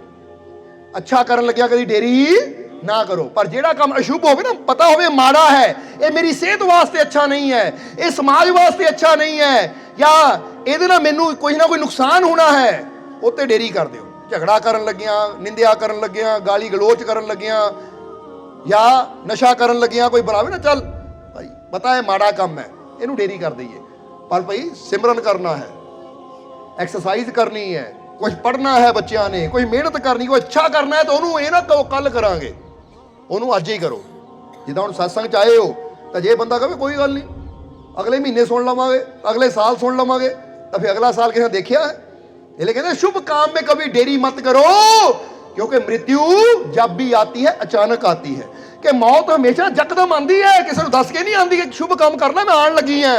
ये तो सानू ही पहला तैयारी करनी पैंदी है, क्योंकि अच्छे अमल पल्ले होणगे तो फिर उत्थे अमलों के होने ने नवेड़े, उत्थे तो अमले देखे जाने हैं। इसलिए पहली गल तुसी भी ये याद रखना कि शुभ काम कर लगिया, चंगा काम कर लगिया, नेकी करन लगिया कभी देरी नहीं करनी। और दूसरी गल रावण ने की कही, कहते दूसरी बात जो रावण ने कही है वो लिखिया है कि दूसरी बात कि अपने शत्रु को कभी कमजोर मत समझना।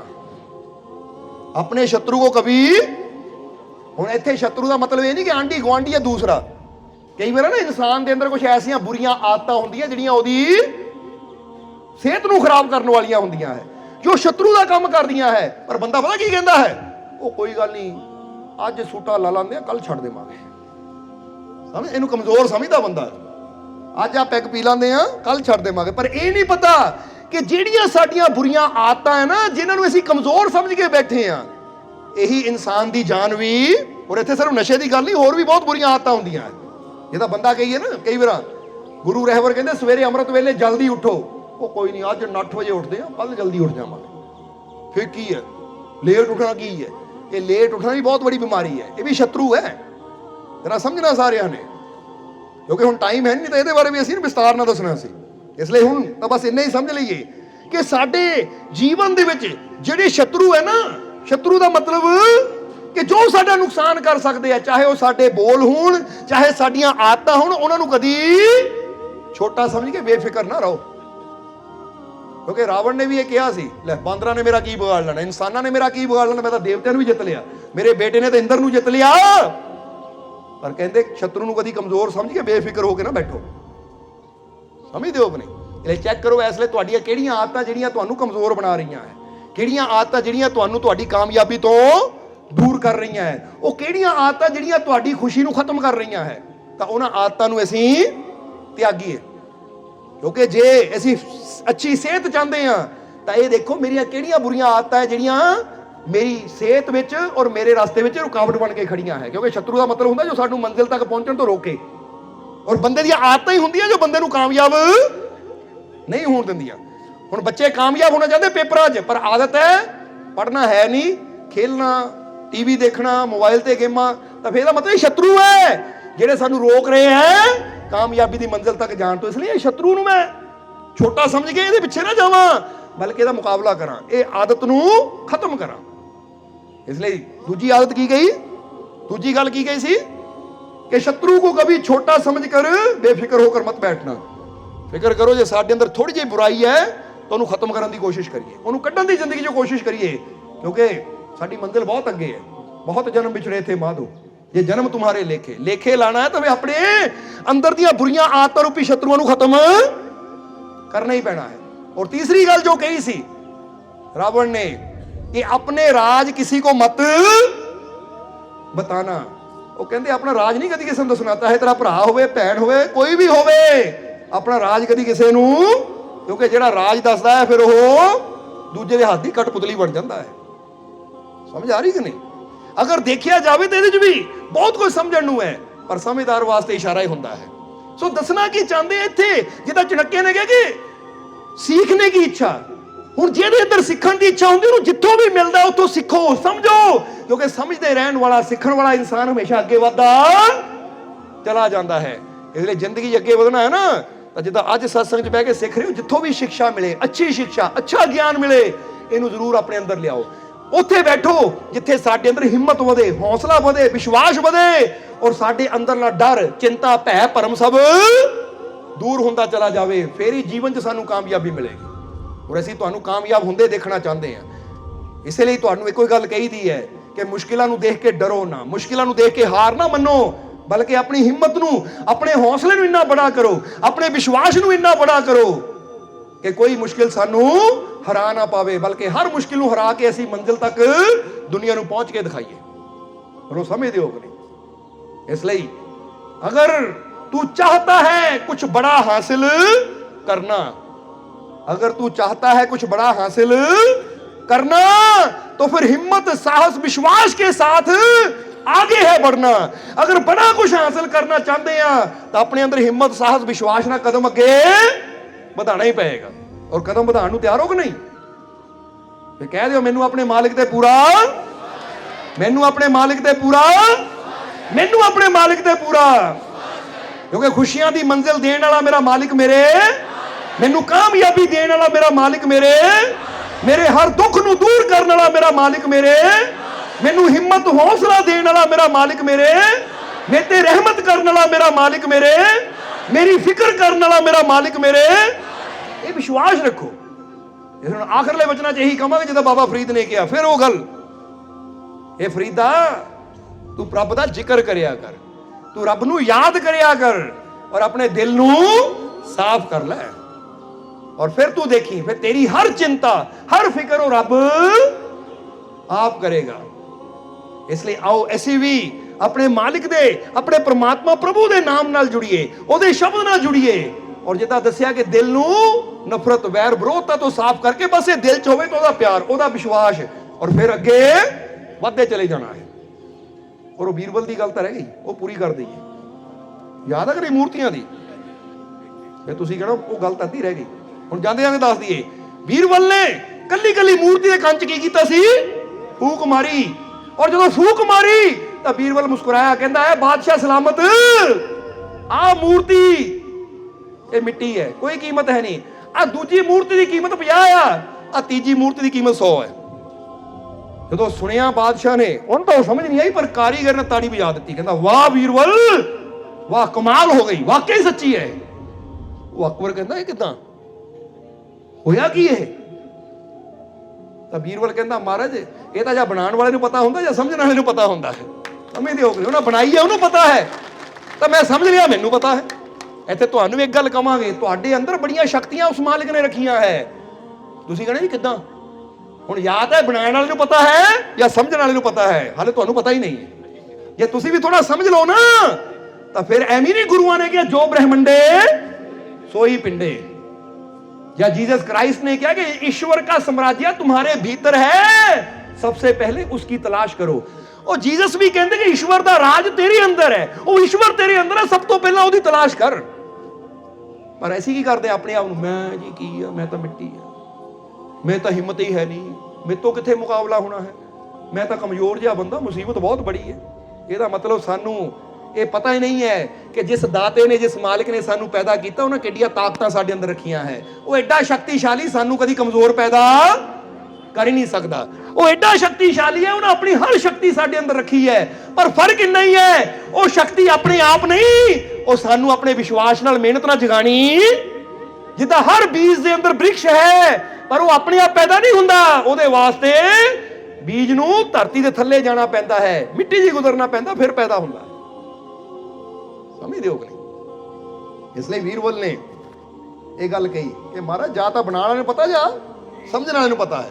ਇਹ ਲਈ ਤੁਹਾਨੂੰ ਵੀ ਕਹਾਂਗੇ ਅਸੀਂ, ਉਹ ਰੱਬ ਨੂੰ ਵੀ ਪਤਾ ਉਹਨਾਂ ਤੁਹਾਡੇ ਅੰਦਰ ਕੀ ਰੱਖਿਆ ਹੈ। ਔਰ ਅਸੀਂ ਵੀ ਤਾਂ ਹੀ ਤੁਹਾਨੂੰ ਕਹਿੰਦੇ ਤੁਸੀਂ ਆਪਣੇ ਆਪ ਨੂੰ ਕਮਜ਼ੋਰ ਨਾ ਸਮਝੋ, ਤੁਹਾਡੇ ਅੰਦਰ ਪਰਮ ਪਿਤਾ ਪਰਮਾਤਮਾ ਦੀਆਂ ਬੜੀਆਂ ਸ਼ਕਤੀਆਂ ਹੈ।